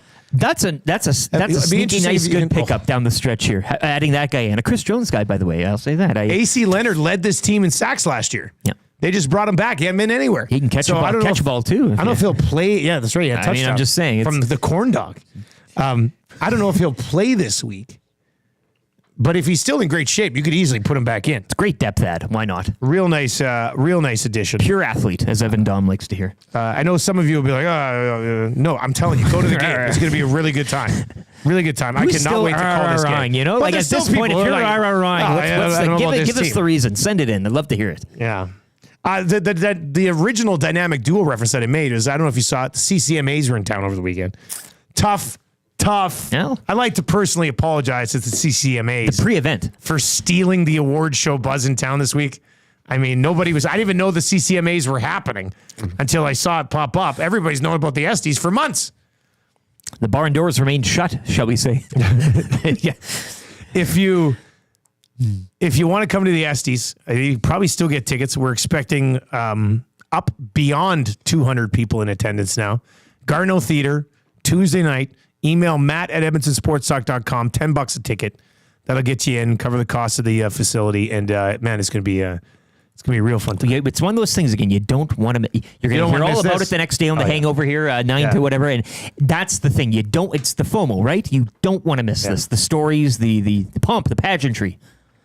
Anyway, Ford and MBT were at the CCMAs, and they presented the award. That was nice. For top duo or group of the year. And they did it together. They did it together. What a duo and group, hey? Like, yeah. This is the dynamic duo right here. No fighting, no squabbling. I think MBT was quoted like, I'm paraphrasing here, but it was basically, like one of us can step in, the other one can step in. That's share. They didn't fight over the mic or anything like that. It's Trey Ford's going to start this week. But we'll see. We'll see what happens the following week. You got options. Yeah. In the CFL, it's a good thing to have. Let's bring in Trev, who's going to be presenting an award at the also nominated. So you're going to be presenting an award with the very guy that you're also nominated against in Rookie of the Year. Some of the drama at the Estes. It's going to get tight. Oh gosh. Yeah, Trev and Zacticum are presenting an award, but they're also both nominated for Rookie of the Year. Trev, what's the plan for the presentation with you and Zacticum? I don't know. We have to go to the drawing board because this is the first time I'm working with Zach in almost like 3 weeks. You guys are all off and so we have some ideas. I know he had one idea that he sent over, and I'm like, oh, okay, well, we'll see. We'll see if we have any more ideas because that one sucks, Zach. But we'll see what happens. I'm looking forward to it. It's going to be fun. I'm sure we're going to have some fun with it, and I can't wait. I'm a little nervous. I'm not going to lie. You don't have to be nervous. I'm just going to give, what I want to do. I just want to give Zach the mic and just riff. Like, just take it away, Zach. Like, what? Let him rap. Yeah, just do what you got to do. Pubs Cheaterson says, guys, is the Metro licensed or should we come pre-lubricated? You can have a few there's beverages. You and I were there for the Whistle Dog premiere. We had a couple drinks. Yeah. Oh yeah. We had a couple drinks. That's why it's a perfect venue for this. It's like when the Seinfeld, when Kramer goes and gets the hot dog from that one theater. This is perfectly sane food. It's that type of setup. Yeah. It's that old timey type of. Oh, it's gonna be. It's a beautiful thing. This is gonna be. You don't want to miss it though. It's gonna be amazing. Yeah. You're gonna want to be at the Estes. Awanik is working hard on putting this thing together, and he worked really hard in the golf tournament and ended up being amazing. Mm-hmm. The Nasty Bash is kind of just like, hey, let's show up and party. That was incredible. Fergie's prostate will have a hand in that. He'll also have a hand in the Estes as well. I do believe the bagpipes will be out at the Estes, which is exciting. Fresh off his prime rib rattle last Thursday at the Century Casino Sports Bar and Lounge. What did he have? Oh, he had a prime rib incident. No. Oh yeah. Oh no! Off the air, you tell me off the line. I gotta get to the bottom of this. The prime rib rattle. That's what Troy coined it. Is that Oh, Troy was there too. Yeah. The Godfather. Oh, it was happening. It was happening. Join me tonight, Century Casino Sports Bar Lunch. That's good, guys. If I was MBT and Trey Ford, I would have 1,000% had a fake feud. Would have drummed up the socials, and all that. That would have been. That would have been kind of fun, just to throw the Bombers off a little bit. Right? The last thing he wanted. He didn't want it announced, right? So maybe kind of throw that seed in there. Yeah. Anyway, huge week for Edmonton football. That's good, and nothing like heat and serve meal, eh? Golden Bears Friday, Elk Saturday, Husky Sunday. Go get it. Eat it up. Triple header. Massimo's heat and serve meals, made in house, absolutely delicious. Feed your family. That should be their slogan. Yeah. Italian Center Shop. Feed your family. Yeah, I need to feed my family. I might as well go there too. Yeah. All right, we need somebody to play kind of easy trivia right now. We've got a gift certificate to Mr. Mike's Steakhouse Casual up for grabs. Mike Burger Madness is on now. Just $8.99 for the classic Mike Burger. You're going to love it. If you want to play kind of easy trivia today, you can text us 780-218-9999, 780-218-9999. Let Trev know that you'd like to take a run at kind of easy trivia this morning. 10 away from changing 200, so hammer the thumbs up if you're watching over on YouTube today. And if you're listening on TuneIn or iHeart or at edmontonsportstalk.com, please tell your friends how easy it is to consume our content. We think they will like it. We've got 3 questions too many coming up. We will do the Monday Night Football Pick'em for Century Casino. We will also get into That Hurts for James H. Brown. A couple of things coming out of the National Football League yesterday, and I think we could another tie in there. Painful weekend for Red Bull as well. Eh? I mean, we haven't even got to that. It's that time of year where it kind of gets out of the rearview mirror. But I don't know what I'm loving more: how competitive Formula One has been in the second half of the season, or just Max's meltdowns every week. What a little beautiful thing. crybaby. It's hilarious. All right, if you want to play Kind of Easy Trivia, 780-218-9999. Let's get to a sports update for Claiborne Services. If you are looking for work, Claiborne wants you, and they want to pay you very well. www.claiborneservices.com. Rick's got more on that with the update. Kind of Easy Trivia. 3 questions too many, and that hurts on the way in hour number 3. Week 2 wrapping up in the NFL tonight when the Eagles host the Falcons. You can join me for this one at the Century Casino Sports Bar and Lounge. Loaded burger on special tonight, plus 6 o'clock lager in the can. Last night it was the Texans improving to 2-0, 19-13 over the Bears, dropping Chicago 2-1-1. The Oilers will close out the Young Stars tournament from Penticton at noon today against the Winnipeg Jets. The preseason schedule will begin Sunday, September 22nd at home to the Jets. Oil Kings wrapping up their preseason yesterday with a 5-2 loss to the Hitmen. The Oil Kings will open the regular season on the road Friday night down in Lethbridge. Toronto Blue Jays completing the weekend sweep of the Cardinals yesterday, 3-2 your final. Jays will have the day off. They'll travel to visit the Rangers tomorrow night to open a 3-game set. Back over to football, where the Elks are back in action, coming off a bye. They'll also host the Bombers, who are coming off a bye of their own. Saturday at 5, you can join Maddie and Milne at the Century Casino Sports Bar and Lounge. Saturday at 4 o'clock for the Green and Gold kickoff show. Trey Ford scheduled to start at quarterback for the Elks. U of A Golden Bears football, meanwhile, coming up just short. Manitoba over the weekend. They drop a 24-23 decision to the Bisons. Golden Bears now 1-2 in conference play. They'll host the Regina Rams Friday night down at Foot Field.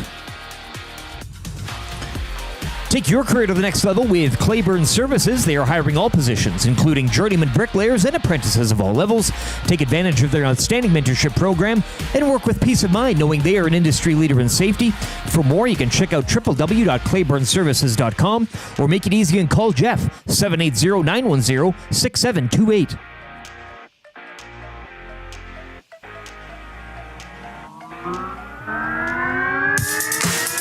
Here's Jackson, you are for real, for real, for real, for real, for real, for real. Here's Jackson, you are now the new interim head coach of the Edmonton Elks. They have a great receiving corps, but now you gotta get the defense to stop a few plays here and there so you can win a damn football game. For real, for real, for real, the fan base wants a win, so let's get out there and do it, do it, do it. Let's get out there and get the Elk to win the Grey Cup. Celebrate with the boys with the 6 o'clock log. For real, for real, for real, for real, for real, for real.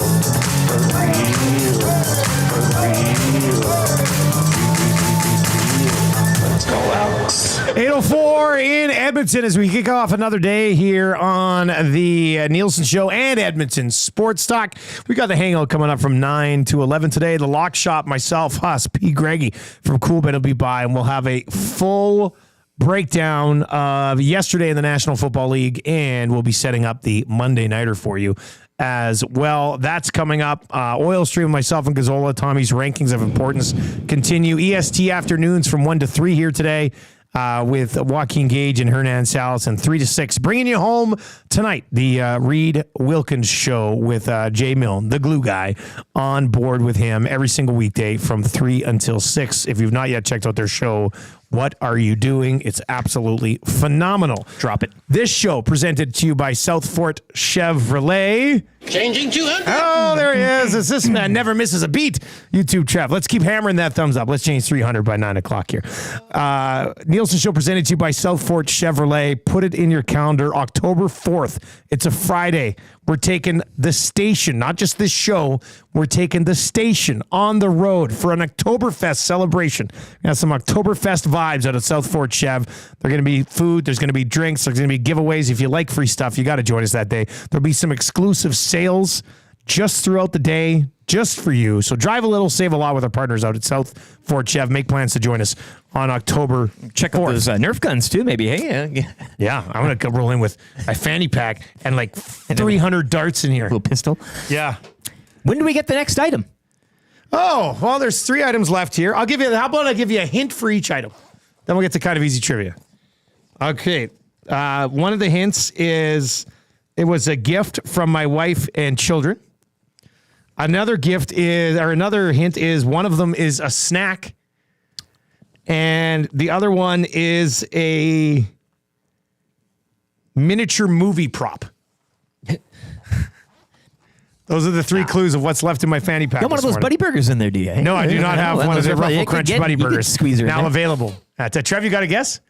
I think he's got a guess. I was going to say Twinkie. Is it Twinkie? Oh, man, you think I'd leave a Twinkie in there for this long? I would have eaten that Twinkie an hour and a half ago. What about a miniature hoverboard?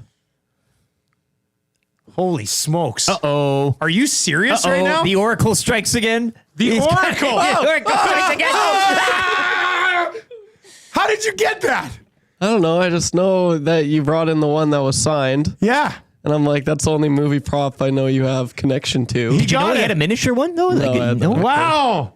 All right, you two, Trev. Wow, the Oracle. That's nice. It's like this hoverboard got a haircut. Yeah. You realized it. It's nice. Well done. I like that. Yeah, it's nice, right? Yeah. All right, miniature hoverboard. Off the... cool. Out of the fanny pack. Do you use it? 2 items left, a snack and a gift from my wife and kids.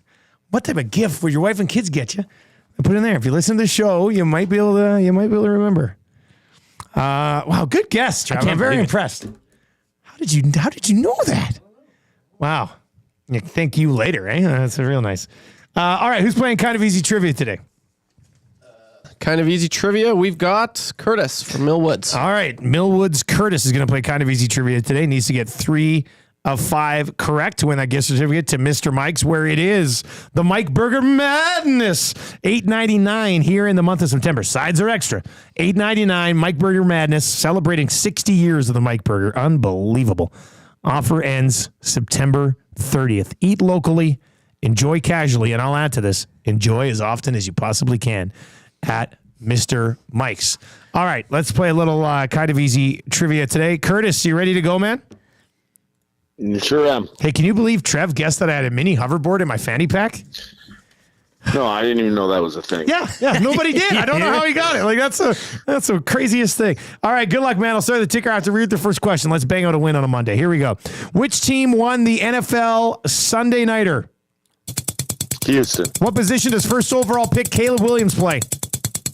Quarterback. Did the Elks win this past weekend? They didn't play. Which city is home to the NFL's Eagles? Philadelphia. Who's the Eagles quarterback? Jalen Hurts. Boom. 5 out of 5. To kick off Estes week? No! Oh my God. Damn it, Shake, stop it! They are going to remember that AM radio is a viable and modern source for news and entertainment. Totally. People don't listen to AM like they used to. Seems like it's more about FM and color TV. That's stupid.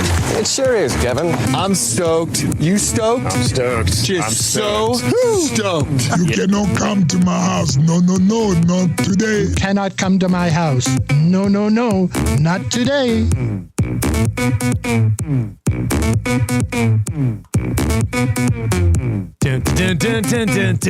That fires me up. Big Uke, +1 for Trev. That is already for +1 for the next meeting. Next meeting. Yeah, should That's be, good. yeah. That's good. Oh, congratulations, Trev. +1 for the next meeting already. It. Yeah, that was, I thought, going to be the last one. And maybe we should believe it. The other 2 clues were what? A gift from my wife and kids and a snack of some type. A lot of people are guessing mini Kit Kat bars, Pop-Tarts. It's not. However, 10- is in on the chat and says, a gift from your kids for a day to yourself. Well, there we have it. Now, this is a little bit different, but I'm gonna say it counts. This is a gift certificate not gift certificate. It's like a coupon from my wife and kids for golf. Use this to golf anytime. No questions, no complaints, just enjoyment. Now, I still haven't cashed it. I've had it for 2 years because I just don't have time to golf. But you see it. It's official. That's right there. It says golf right on it. This is the type of gifts I get now. It's a green crayon on a green note. So golf. So that was item number 4. All that remains in here is a snack. That's it. What, 2 years you've been holding on? I love it. Yeah, this is from 2 years ago. It's good as gold. Haven't had that chance to get out yet. It's really funny. They know I have no time, so they're just give it to Suits, eh? Yeah.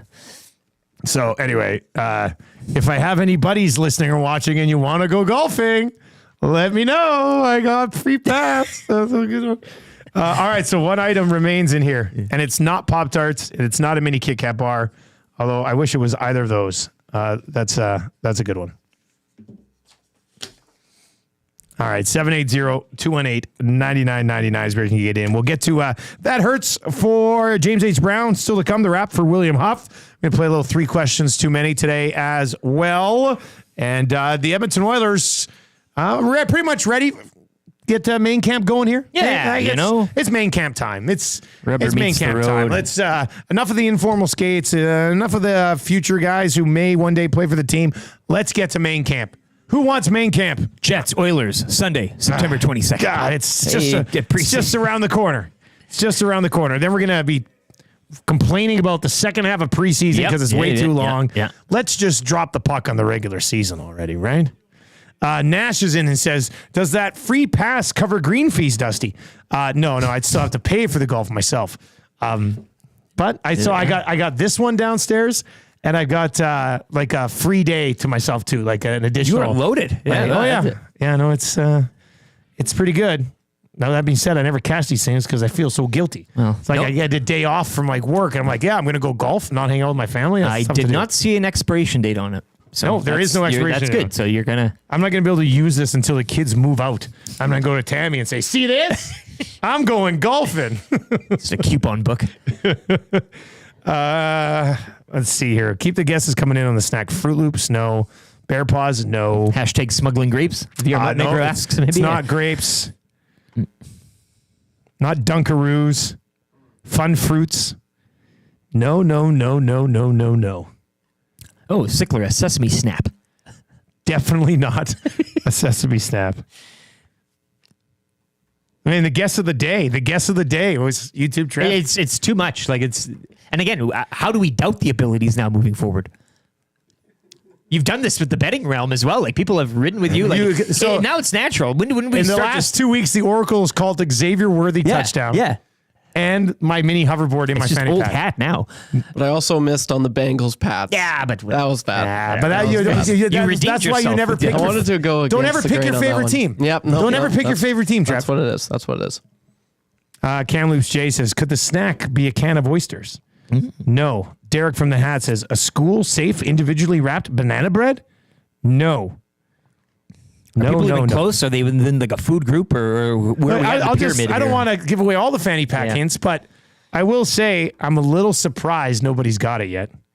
Burglar says ground beef.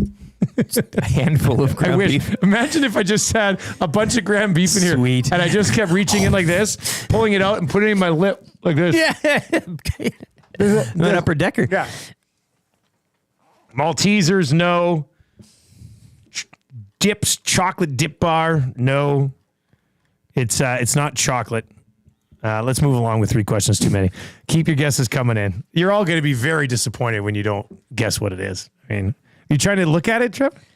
Trying to see the thickness of your You'll bag. get this. Here, I'll shake the bag for you again.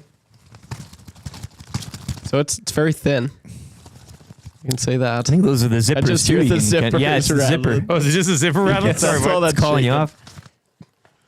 All right. Very thin bag. Let's get to, but you can fit a ton in here. Oh, yeah. Yeah.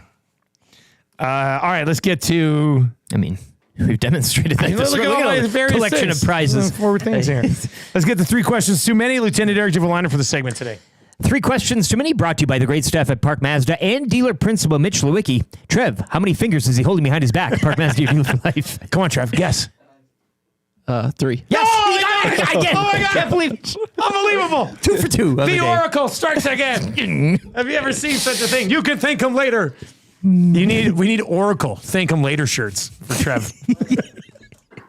The Oracle. Thank me later. Do you have a Twitter account? Yeah, it's at Lieutenant_Eric. You can follow on Twitter and give our station account a follow as well at YEG Sports Talk. Where are we here on the follower count 5735? And you, last time we saw you, you were in that heated race with Glue Guy. And you both that got was to the the last, mark, right? last shift I had. You won. I did it. I mean, I did it. And glorious kudos day. to Glue Guy. It was a photo finish race. But you beat him. He got there later on. Yeah, that's okay. But oh, what a great day that was. That was actually so much fun. But the race was won by YTT. Where did you start that day though to get up to where you? I got like 100. It was a big push, that was a big day. Yeah.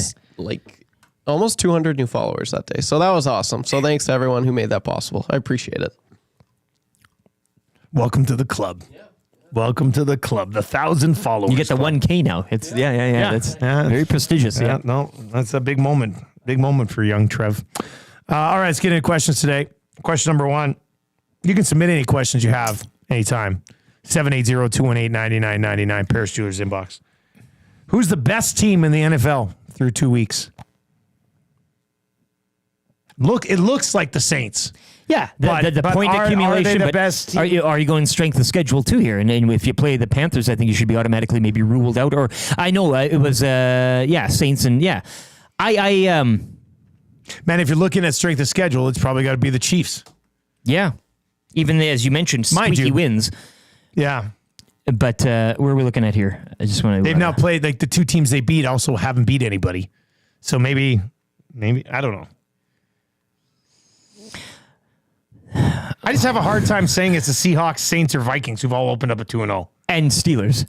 Yeah. Don't forget about the Pittsburgh Steelers, baby. And then outside of that, you got the Texans, the Chargers, the Chiefs, and the Bills who've all started 2-0. What about the Bills? You know what? Point and differential of plus 27. The under the radarness that they're doing this year. You know, Mr. Overrated at quarterback and all that. His bad hand game. He handled that pretty well. We didn't really talk about that Dolphins Bills game as you weren't here Friday, and that kind of happened. That weird turn of events there, but you know what? When you look at the fact that they beat the Cardinals, who then just hung 41 this week, yes, and they came back to beat the Cardinals. They were in such a deficit in that game, came back to beat them. I know Chiefs fans won't be able to swallow this, and I don't think the Bills are as good as they've been recently. But true. I mean, that's a pretty nice 2-0 start right now through 2 weeks. Yeah, maybe that is the answer. And yeah, you can say maybe during the length of the season they might taper off or fall off a bit, but. Yeah, Chiefs finding ways to win, and that's what good teams. We talked about the Bombers as well, and you're kind of squeaky or not. I mean, you're at where you're at. Bengals and Ravens. Chargers are 2-0 and have only allowed 13 total points. Harbaugh era. But Raiders. And they played the Panthers. So Panthers. Ruled out, I think. So I think kind of have to take them out of the mix. Steelers have not really allowed anything so far, but they just played the Broncos. And before that, a Falcons team, and we haven't seen the Falcons play a second time. So... well, nor have we seen the Eagles too. So maybe that's Mike Tenoir was just talking about the weaponry at their disposal, and maybe if they put on a big show tonight, like week 2 isn't just over yet. I'll go with the Bills as a slight homer pick, but I hate saying it because they're overrated. They should be underrated. I mean, Chiefs and or Bill. Bucks, Texans, snuck by the Colts. Should have beat the Bears more handily. Buccaneers going to the Lions' Den, man. That was yeah, that was a nice 2-0. I know I'm beating the Commanders, but 37 week 1 and sticking one out yesterday. The Saints outscoring teams 91-29 in 2 games. It's kind of disrespectful. The Panthers to just not say that. Yeah, I know. They also did it to the Cowboys. That's true. So and that's the big kind of equalizer there. I'll say Saints. I'll go. I don't think this will last. But I'll say Saints through 2 weeks. Wheels agrees. Guys, who's the best team in the CFL right now? Well, the Montreal Alouettes, standings-wise. But again, if we're power ranking and going based on... the question is right now. Yeah. Well, I mean, the Elks still aren't in a playoff spot. Let's be honest. I mean, I know they've been turning things on, but they're not, and I know we're going based off... I know the spirit of the question here. It's not Calgary. It's not BC. It's not Hamilton. It's not Hamilton's, but they're not. It's not the Riders. It's not Toronto. It's not Ottawa. It's Winnipeg, Montreal, or Edmonton. Yeah, that's what this comes down to. And Montreal lost at home, then tied on the road against a Calgary team that's very meh. Blue Guy in the Hangout said Friday he ain't buying them, and I've said too their results this year. The Montreal Alouettes. You're not buying the 10. He doesn't know. He thinks it's kind of fraudulent. Not all of it, but I've said too. every team they played in the West this year has taken them to the sword. And you saw it, again, even the lowly Stamps tying them. They had a hot start. Now maybe they can They feel haven't like lost on the road all year, though. I don't think a fraudulent team if you look at the doesn't scores, lose on the road. If you look at the scores and the results this season, you could go down to a couple plays in each of those games where you said things could be a lot different. Now, they're not. I get that. But they're coming off a Grey Cup. Winnipeg knows how to win. They've been doing this. And I just feel like, again, same with the Elks argument here. The momentum seems to be on both of those teams in the West side as opposed to the Alouettes right now, who, again, you come out of the gate and you're sitting all fat and happy. And now maybe you do kind of ease off a bit as the season. Like, I mean, I know Ottawa's still kind of, 4 points this morning behind them, but I'm still looking at either the Bombers or the Elks, and maybe that's a Western bias that we've always been baked into, feeling like this is, everything's a little tougher out here. But yeah, I don't know. Again, the Elks, the Alouettes, I go 10-2-1. But if you look at those results and you look at the games, and especially against the West, they've all been very, very tight, and they could have kind of teeter-tottered. I would agree with Glue Guy in that the Alouettes probably aren't as good as their record He was pretty says strong they with that are, opinion, I think. But I still think you have to view them as one of the top 2 or 3 Grey Cup contenders. Yeah, they're up there. Right? Yeah. Like, are they... And especially in the East. I mean, they are the team in the East. Right? With Red Blacks. Yeah, with Ottawa. AJ was talking about the injuries. You know what? Who was I talking about it? I was talking about it after the game on Saturday night. And I don't think I'd be surprised if Toronto with Chad Kelly went in and upset the Alouettes in the playoffs. And I'm saying, you know what I mean? Get Like, chip in a chair thing. You make it into the playoffs this year, and I think anybody road, home, whatever it is. Like, I honestly believe if Edmonton beats Winnipeg this weekend, the answer to this question for me right now would be undoubtedly Edmonton. Yes. They've won 5 of their last 6. Their only loss was on the road in Montreal in a game they could have and should have won if Boris Beattie didn't blow a kick with 4 minutes left. If Beattie just strokes the first one through, gets a second crack at the next one, and hits it, they win that football game and have won 6 in a row. Their offense is undoubtedly better than the Bombers. It's not even close. Well, in terms of quarterbacking too, right now, what you have, 2 strong quarterbacks with 2 unique skill sets between them. MBT has been better than Zach Collaros this year, and Trey Ford is different. It's a smaller sample size, but he's looked pretty darn good too. Yeah. Their running game, Brady Oliveira is a monster, but the Elks have 3 guys that they can mix in, and they have. And then defensively, now, like Edmonton has by far the best turnover ratio in the Canadian Football League as well. And a counter argument to that would be 9 of them came against the Stamps. But I do think that that secondary's been ramping up in that direction for the last 5-6 games, just before the 2 Calgary 9 interception game.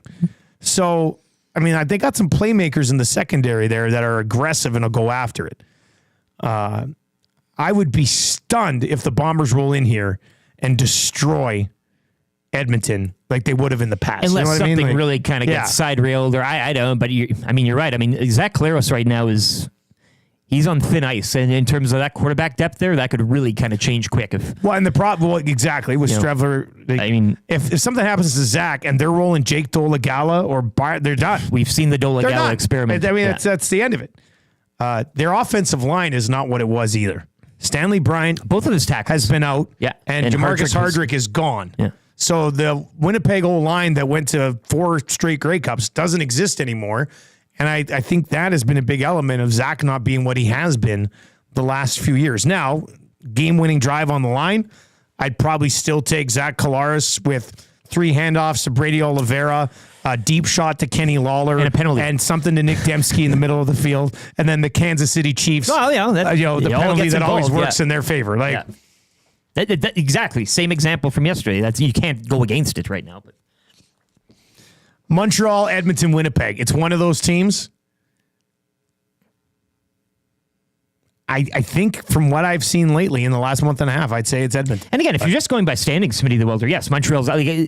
It's not a question if we're just going who's the best team and you look at the standings. That's fine. I think this is more of a power ranking question and to see who's the best right now, record aside. Yeah, the question said not who's the best team this season. It said who's the best team in the CFL right now. Yes, but again, which is different than the overall standings. If you crack the standings, the best team. Yeah, we get that. That's not the spirit of the question.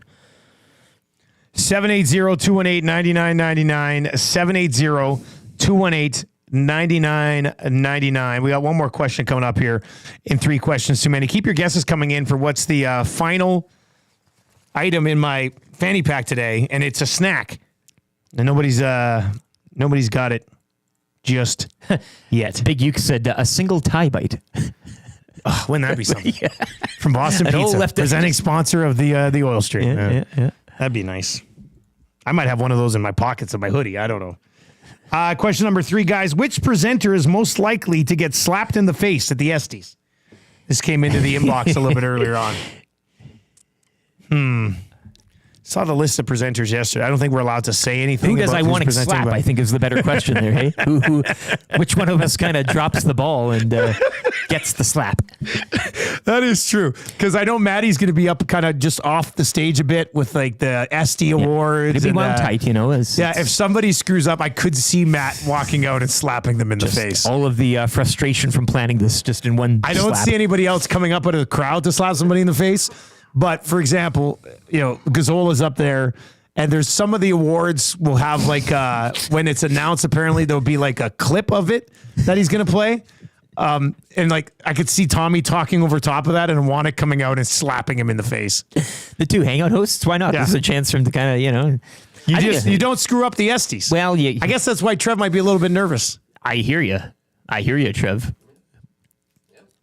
I'm very nervous. But you'd take a slap. I think a lot of nasties would also like. I could see Zach getting slapped. Yeah, and liking it. Yeah, you'd be like, oh, wow, that was fun. Feels great.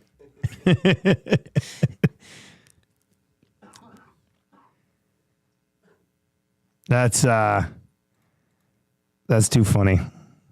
I think that's by far. I don't think there's another option. I know I'm not going up and slapping anybody. Why would you? No. I'm there for a good time. Slapping your daddy if he wins. He's not winning. Well, he's up for an award. I know he's up for Rookie of the Year, but he's not winning. There's Rookie no of way. the Year. Rookie of the Year at the age of 64. Yeah, well, I love it. This is an incredible story. You've never heard of anything like it in your entire life. Where have we seen that before? Yeah. In sports. Yeah. Congratulations, my father's Sergei Makarov. Yeah. Fruit roll-up is a pretty popular. Yeah, it's not a fruit roll-up. We don't have fruit roll-ups in the house. What about one of those cracker cheese with the red stick thing? Do they still make those? Hey, I wish. They still make those. But I bet you don't get the stick anymore because children could choke on it. It's probably a lighter cheese too, hey? Unsalted.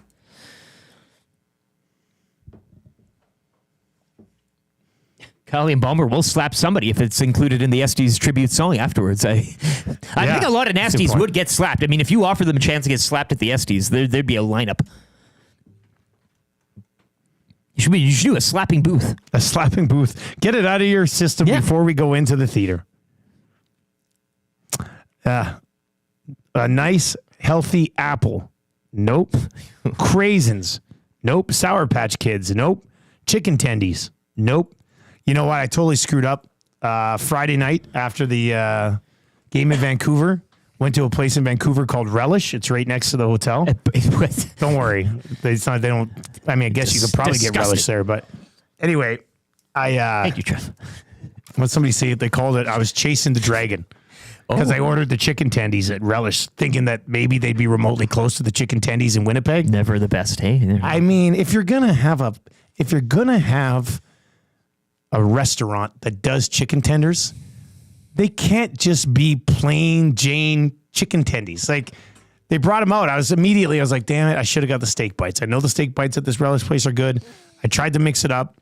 Fries were good. What was the dip? But Relish? Did they give you? So get this. I don't know if this is a Vancouver thing or what. No, fish sauce. But they didn't even offer. Well, obviously they didn't offer honey dill, and they also didn't even offer plum sauce for your chicken tendies. She's like, "Would you like ranch or one other one?" I was Gravy? like, what?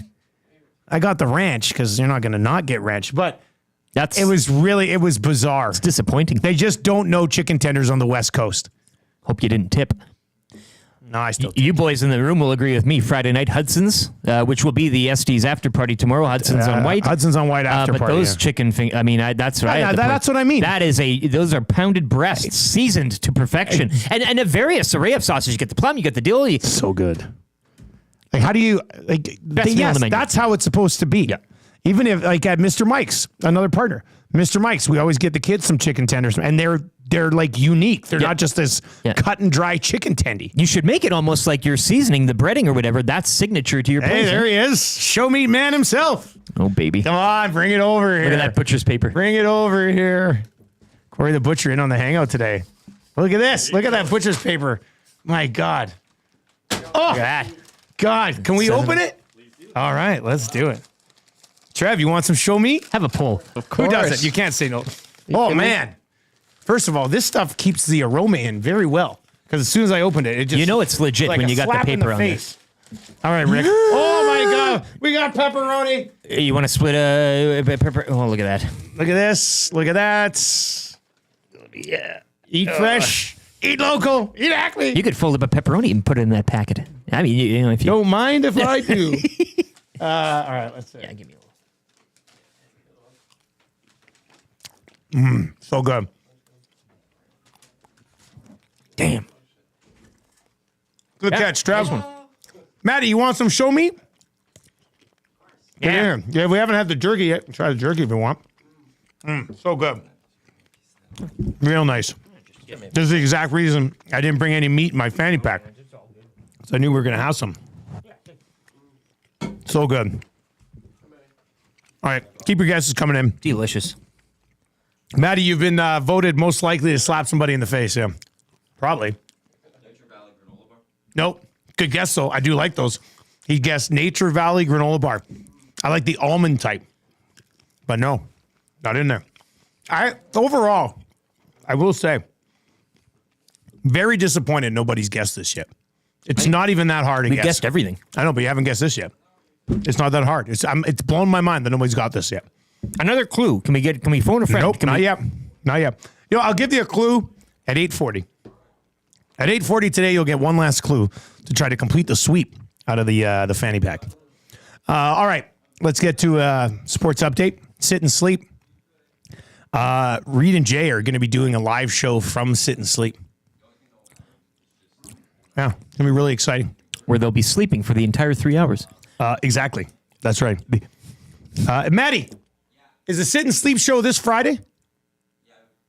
It's this Friday. Okay, yeah. They're going to probably be there this Friday. Sit and Sleep. Tell them to come and go see Reed Wilkins. He's a very funny guy. Glue Guy's pretty funny, too. They have their little nightcaps on. Well, yeah. I would hope they dress. I mean, if I was doing a show at Sit and Sleep, I would definitely do it in my pajamas. Full pajamas. Yeah. I would do it in my pajamas. Yeah, that would be good. Did you say pajamas? I like when people say pajamas. I like when people say my pajamas. Yeah. But I always just say pajamas. Trev, what do you say? Pajamas or pajamas? Pajamas. Pajamas. When I think of pajamas, it's like the back door and the cap and the whole flannel folded like, up, like real. 'Twas the high night class, before Christmas. That type of thing. Yeah. But a pajama is just like a regular. Yeah. Remember those hockey pajamas we all had? You know, Oh, yeah. with the teams and So good. Come on now. I'd still wear those if I could. Absolutely. Oh. That's a market there, actually. Oh, this jerky's good too. Corey the Butcher, You got to get this out of here too. We kind of. Well, we got to hide it before Gager gets here and eats it all. Yeah. Well, What, are you taking it? Maddie's coming back. What the hell? It's just too He good. is your He guest. is get in the hangout there. Yeah. I am going to come in and steal some during the hangout, though. It's that good. You'd be hiding behind All the right, let's chair. get to an update for Sit and Sleep. On the other side, we'll have That Hurts for James H. Brown. No, we'll reveal what the final piece of the fanny pack puzzle is. Get to the wrap. Man, this jerky's so good. Take it away, Rick. Kansas City Chiefs running back Isaiah Pacheco expected to land on the injured reserve today after suffering a fibula injury during Sunday's game against the Bengals. This courtesy ESPN's Adam Schefter this morning. Pacheco underwent x-rays last night and will have an MRI today to determine if there was a fracture and or ligament damage to his ankle. Sources went on to say. Week 2 wraps up tonight. Eagles hosting the Falcons. You can join me for this one at the Century Casino Sports Bar and Lounge. Loaded burger on special tonight, plus 6 o'clock lager in the can. Sunday Night Football saw the Texans improve to 2-0 with a 19-13 victory over the Bears. Oilers will close out the Young Stars tournament from Penticton at noon today against the Jets. The preseason schedule begins Sunday at home to the Jets. Oil Kings preseason schedule wrapping up last night as they fall 5-2 to the Hitmen. The Oil Kings will start the regular season on the road Friday night down in Lethbridge. Toronto Blue Jays completing the weekend sweep of the Cardinals yesterday with a 3-2 victory. Jays have the day off. They'll visit the Rangers tomorrow to open a 3-game set. Back over to football. The Elks gearing up for a big Saturday showdown at home to the Bombers. Both teams coming off a bye week. Trey Ford expected to start at quarterback for Edmonton. You can join Maddie and Milne live from the Central Casino Sports Bar and Lounge Saturday at 4 for the Green and Gold Kickoff Show here on Edmonton Sports Talk.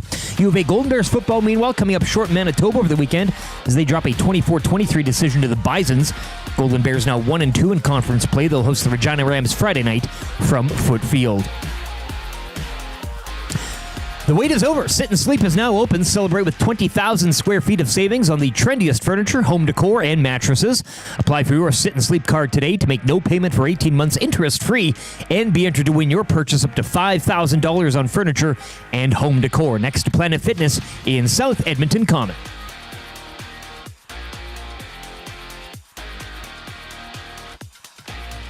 I like sandwiches, how about you?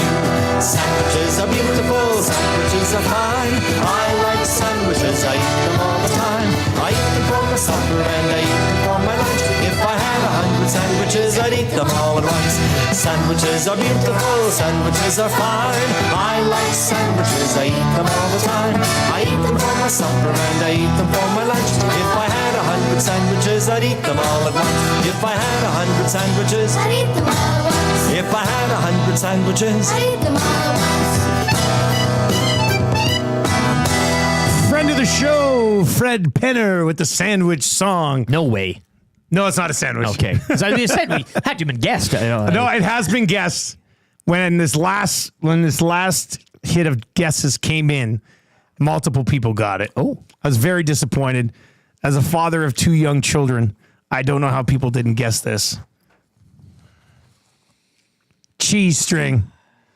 Damn it. Cheese string. I thought this would have been one of the first things guessed. Why would you not carry a cheese string in a fanny pack? Fits in there perfectly. Fits in there perfectly. No rattle, no guessing. This was melted down just a little bit, real nice. You like them a little soft? Give me that. Yeah. Give me more of that show meat here. Oh, that's a nice pairing. Yeah, this is a real floppy cheese right now.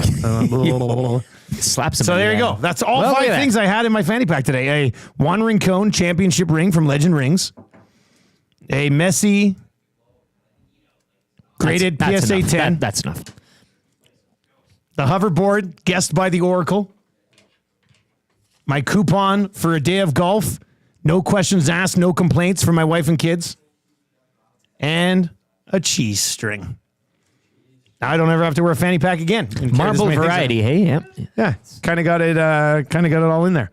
780-218-9999 is where you hit us up. It is the Paris Jewelers Inbox. Nielson Show presented to you by Southfort Chevrolet. We'll be doing live broadcast the entire day on October 4th out in the Fort, where they do business a little bit different. And by different, I mean better, and you're saving money. And more fun. Drive a little, save a lot. Huge Nerf war October 4th for a little Oktoberfest celebration. www.southfortchev.com. Silverados, heavy duties, great financing rates available here in September. Coming at you from the Popeyes Louisiana Kitchen Studios today. Let's get into that. Hurts. There's a lot of play. Now that the NFL is back, every Monday that Hurts could just be a list of guys who got injured in the NFL on Sunday. Pacheco there, as I just mentioned in the sports update as well, could be heading to the injured list. That Hurts is brought to you by James H. Brown Injury Lawyers, the heavy hitters of injury law. You've been injured in an accident. Go to jameshbrown.com. With the tailgate on Saturday, you know James H. Brown's going to be set up right next to us. It's the most dynamic duo at the tailgate.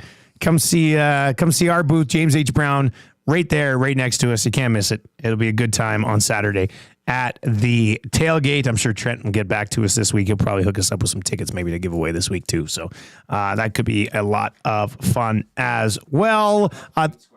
What's that? No, it's a cheese string. Yeah. How did nobody guess cheese string, right? It took forever. Tommy, would you like a cheese string? Tube socks. Yeah. Anyway, Tommy gets puffed wheat. Cheese string. But no, I mean, a couple things. My original That Hurts was going to be Caleb Williams having to play behind that line in Chicago. And that's you know what? Mike Tenoir made a great point, though, today. He's also got to learn how to pick up that the blitz is coming. Well, and not just be a madman scrambling all the time. Broadcast, every field he's donned in his career, he's been the best player on it, and now you're in the big boy league now. Yeah. So you got to learn to kind of, I mean, there's. Well, if he keeps running and scrambling, like he's going to get hurt. He's going to get hurt at some point. That will hurt. It's going to hurt. In the future, it will hurt. Pacheco, fibula. This is not good. Minimum 4 weeks is what they're looking at. Mm-hmm. Cooper Kupp was in a walking boot. They've already lost Puka Nacua. Yeah. Now Cooper Kupp is in a walking boot. Hopefully you took my advice last week and picked up DeMarcus Robinson on waivers. I did in the league where I got the old 30,000-foot screw job. And you know what else? You know what else works out nicely in that league is the Nefarious Nine are about to take it pretty hard here because I did draft Samaje Perine and the Steel Kid. So I have both of their other running backs in Kansas City right now. So that could work out. That could work out pretty well for old that Dusty. Perine acquisition now, not looking so bad. Tank Bigsby as well. Jaguars back. Did he get hurt too? Left the game with a shoulder injury. Who else got hurt yesterday? Marshawn Lloyd, Packers running back, ankle injury. Jefferson did leave. He said he'd be okay. Justin Jefferson from Vikings wide receiver, but he said he'll be fine. Bruised contusion on a thigh. But you gotta St. Brown was a little bit banged up in that Lions game too. That goes and it lingers. Up with 11 catches, was hurt, then came back, then looked like he got hurt again. Taysom Hill, chest injury, did not return against the Cowboys. That high-flying Saints offense. Big Maples in says, breaking news right now, AJ Brown is out. You know what that's good news for? The wheel that spun a Devonta Smith touchdown. The wheel is just. The wheel knows. The wheel knows.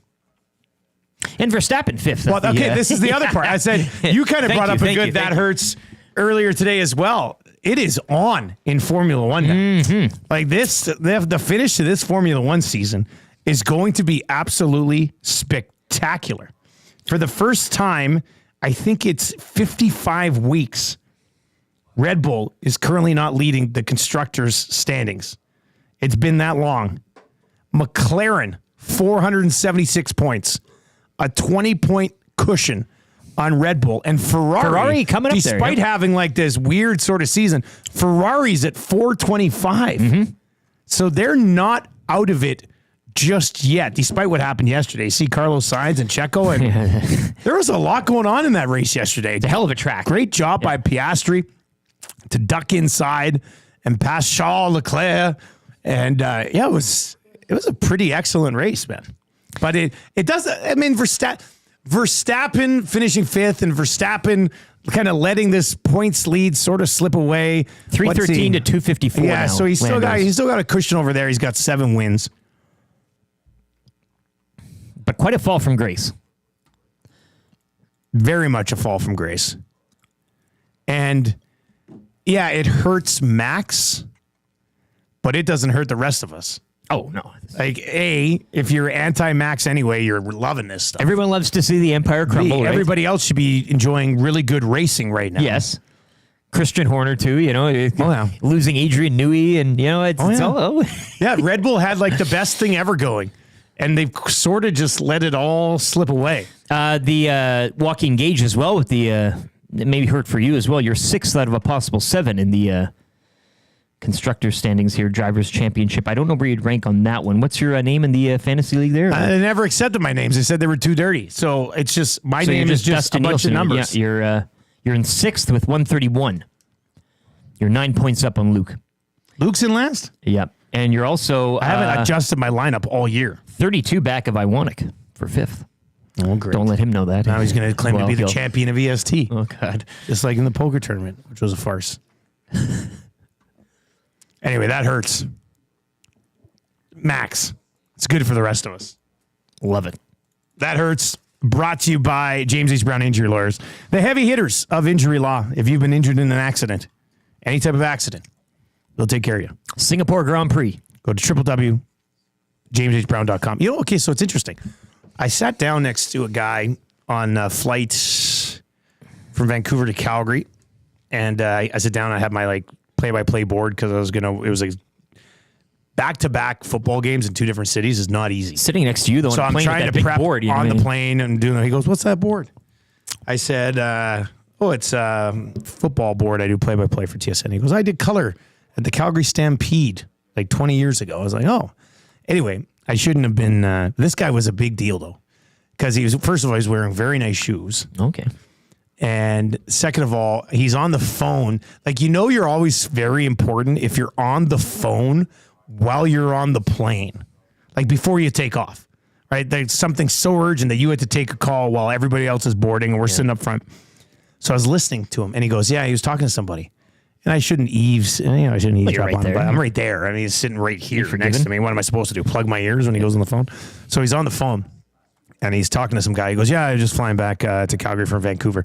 Supposed to go to Singapore tomorrow for the Formula 1 event. But, this Air Canada pilot situation, I'm not sure that's going to happen." I'm just like, this random dude right beside me is just like, "Oh, yeah, it's supposed to fly to Singapore tomorrow for the Formula 1 event." I was like, who is this mystery man? Casually dropping that. Yeah.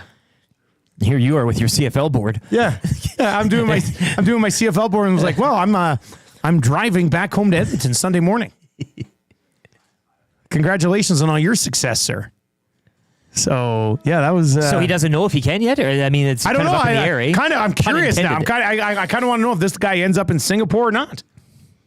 But he was real nice. Imagine seeing him on like the walk, like the. Yeah, that's the guy. There he is. That's the guy. My Leonardo DiCaprio meme when I'm pointing at the TV. Yeah. That's my seat, buddy. That's from your the connection. WestJet flight. Yeah, you know people in the circuit. Yeah. I should have. Now, in that situation, when he got off the phone, should I said, "So, going to Singapore for Formula 1?"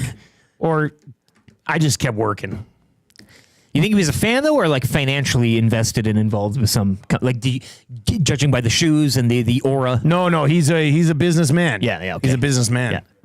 Yeah. So then in order to impress him, thinking that I'm a businessman, I set my iPad up and I put on the movie Dumb Money. Have you seen this movie? It's John Lovitz? It's about John Lovitz. John Lovitz could have a small role. It's about GameStop. It's about the GameStop. Oh yeah, the stock thing. Yeah, Seth Rogen's in it. There's a bunch of guys in it. And you watched it like this, like yes, interesting. This makes sense. I leaned over to him. I said, "Have you thought about buying into GameStop?" I'm familiar with the terminology. Yeah. Anyway, it's actually a pretty good movie. Like if you like I like that movie. Is it called GameStop? What's the name? No, the movie's called Dumb Money. Dumb Money. Okay. Oh. Yeah. Trev, have you seen? Did you see this movie? It's kind of a neat story about the GameStop thing and. Hey, it's got that guy in it. The guy that sleeps with all the women. What's his name? Seth Rogen? Pete Davidson. Oh yeah, Pete Davidson. Yeah, he's a stupid brother. Basically the only role Pete Davidson can play. Yeah. Who's the smashes it? Who are the other guys in it? Rogen, Davidson, Olivia Thirlby, Talia Ryder, Shailene Woodley, Paul Dano. Paul Dano's good. He's the main guy. Yeah. He's Roaring Kitty. Sebastian Stan. Oh, there's played as Vlad Tanev. Oh, Sebastian Stan. Yeah, he's Portnoy's in it, eh? Oh, Nick Offerman. Offerman. Yeah. Offerman's funny. Yeah. On this one, he's not. He's like a billionaire hedge fund manager. He plays good different roles though. I'm starting to think that guy's a very good actor. Yeah, he's also in The Founder, which I know Jasmine's in the house today. Offerman's in The Founder too, which is the McDonald's story with Michael Keaton. Yeah. That's a great. Yeah, he's in that one too. All right, 780-218-9999. Let's get into the wrap for William Huff. So Bruce, I guess, last week tells Maddie, he goes, "I'm going to need 6 tickets to the Estes." Just doesn't want to sit beside people. 3 on each side, right? Yeah, that's it. Bruce is coming by himself. It's like but he's got a lot of space. He needs a space. He wants a lot of space. That'd be great, right in the middle. I've done that before once when I was going to like a movie by myself, but it was like really sold out. I don't mind sitting right against the wall. So I got my seat against the wall, then also got the one next to me. Good. So nobody would sit right next to me. That's that urinal thing. If the guy comes and sits next to you, it's the last thing you to the wall. Imagine somebody pinning you to the wall. I want somebody, he's going to sit down next to me in the movie theater, try to take a sneak peek at my wiener. No chance. What are these movies? Just like the urinal, to? right? No chance. I want to sit there by myself comfortably. There's lots of seats. Yeah. All right, what did we learn on the show today? On a serious note, the Pacheco thing you mentioned, and we kind of tied that into that hurts. But also, I mean, that was kind of the news that broke. I know Uke was trying to break his own with the AJ Brown, but apparently that was announced a little while back. So we learned what was in your fanny pack. We learned about let's bring it up again for the wheel. I mean, come on. Yeah. You put this together yourself. Tommy, you see the new wheel? Yeah, the one with the music was good. We could get some music. Maybe I can play music behind it myself. Yeah. Let's see here. What could we play behind it? The some sort of let's see game show. Yeah, he made it himself too. All the pieces, assembled it. No washers and everything, an Allen key and a screwdriver. But this broke, so it's construction paper now. What do you mean it broke? I had to fix it. Elizabeth broke it yesterday. Send it back. Get a new one. No, I fixed it though. Look at this. Hey, I look used how it construction works, paper. though. Look. Very good. That's construction paper. I did this all myself yesterday. Rigged. It's not rigged. It's rigged. Get a new one. No, I'm not getting a new one. I'm not going to send it back. I'll have to track the package again and everything. I think it works just Pretty fine. ridiculous. Guess who got a package yesterday? Guess who's sending one back right now? Oh, Tommy's sending an Amazon package back right now. Time's ticking. Unbelievable. I got stuff coming right now. You got stuff coming too right now. Boy, oh boy. Anyway, feel free to use this wheel for whatever you guys want. This is something big that we learned on the show today too. And Trev's Oracle streak nice continues. Yeah, the Oracle. Tying into the fanny My pack. God. I'll. It's time honestly, to start doubting Trev, and just start believing, I think. Like the haircut thing, a lot of us kind of have that talent. You're really good at it though. But to guess that this was in there with just a single clue is pretty damn impressive. I feel like is that not an obvious pick? Like what other movie do you talk about like that? I don't know. I never knew he owned it though. I'm just drawn to the Hangout. Like when you brought in. Yeah, well, I brought in a full-size hoverboard. And so I guess it was just a little bit easier because I was there. You had me. You were there. Bring it to you, deliver. You're so. part of the Yeah, bit. so it's Makes not sense. as big as. Trev, be proud of yourself. Yeah, it's It's pretty impressive. Pretty impressive stuff. Thanks, guys. All right, let's get to your sound of the day today. You know what? Let's do this because I'm pretty sure. So the nominees for the Esties for Song of the Year are the Nasty Bash song, 6 o'clocker check-in. Is it Jerry's Jackson, You Are For Real? And then the Back to School special? The Oilermen. Oh, yeah, we right. played the other three today on the show. This is the fourth and final nominee for Song of the Year at the Esties happening tomorrow night. Nope, that's the wrong one. But a great catalog from Dallas and Nelson. Here we go. This is the one. Does this win an Estie? Find out Tuesday night.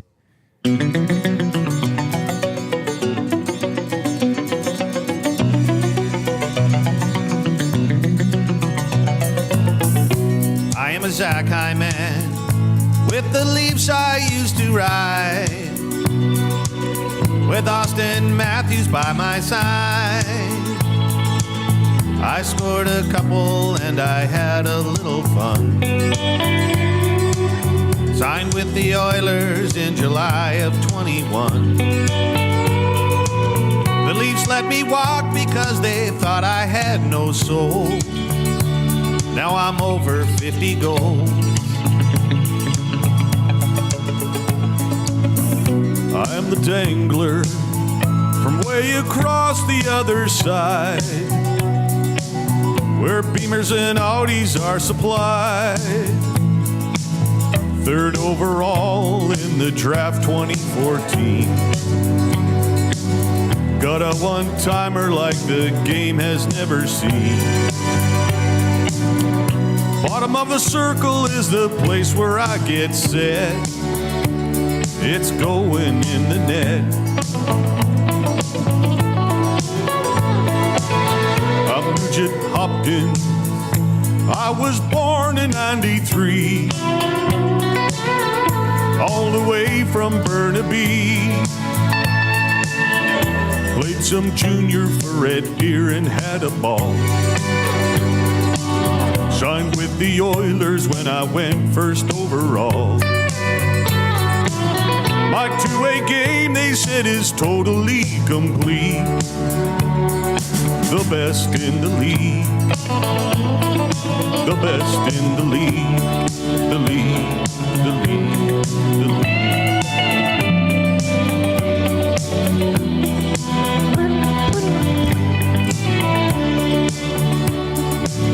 I'm Connor McDavid. I'm sure you've all seen my work. I'm not from this planet Earth. I'm deadly serious when I'm telling you what's up. My soul, it will not rest until we hoist the cup. Do what it takes through all the struggle and the pain, till just the oil remains. And we're gonna win again and again and again and again and again and again.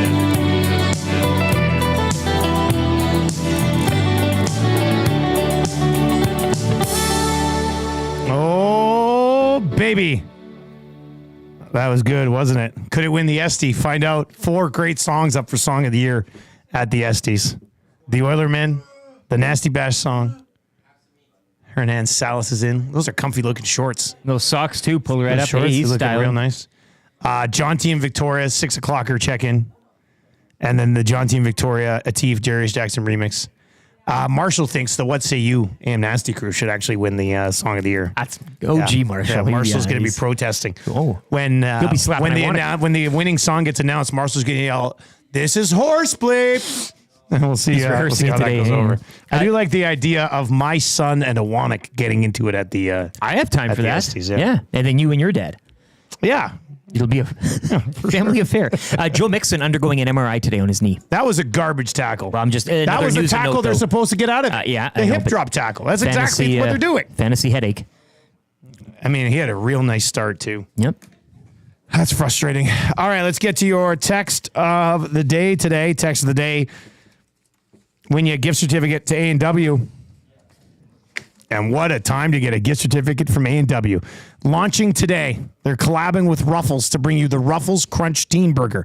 Your favorite teen burger and your favorite Ruffles cheddar and sour cream chips combined into one unique taste sensation.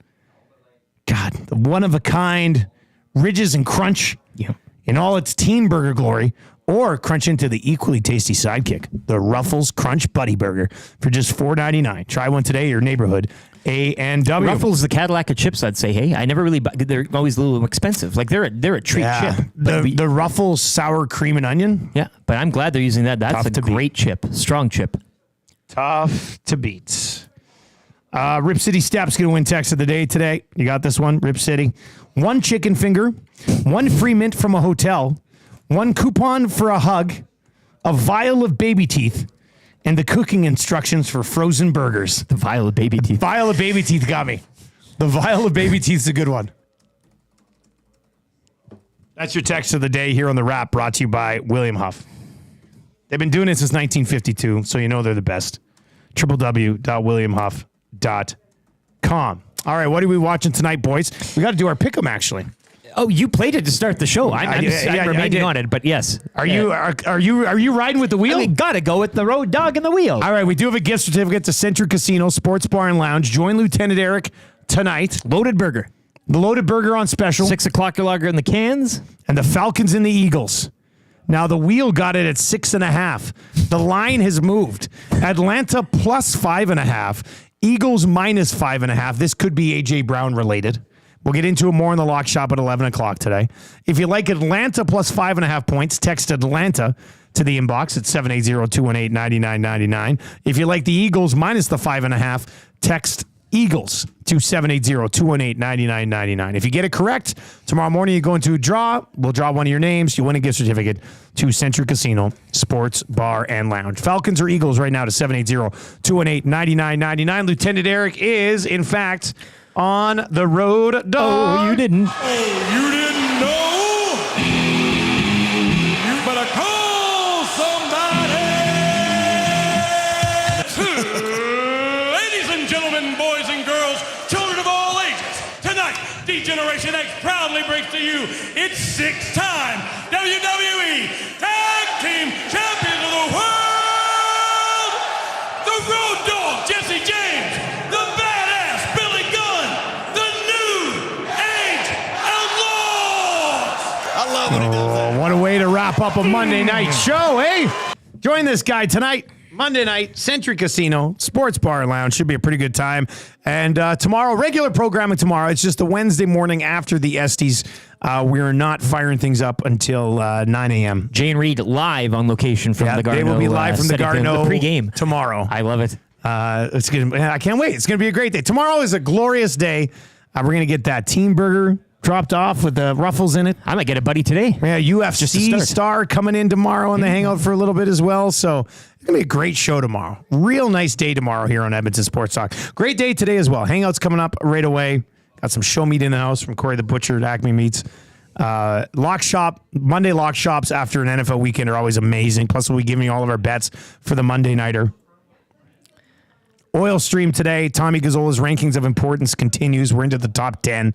EST afternoons with Hernan Salas and Joaquin Gage. And, of course, the Reed Wilkins Show from 3 to 6 every single day right here and only here on Edmonton Sports Talk. That's going to do it for the Nielson Show today. For YouTube Trev, Lieutenant Eric, I'm Dustin Nielsen. Thanks for being here. Enjoy the rest of your day. Take it easy.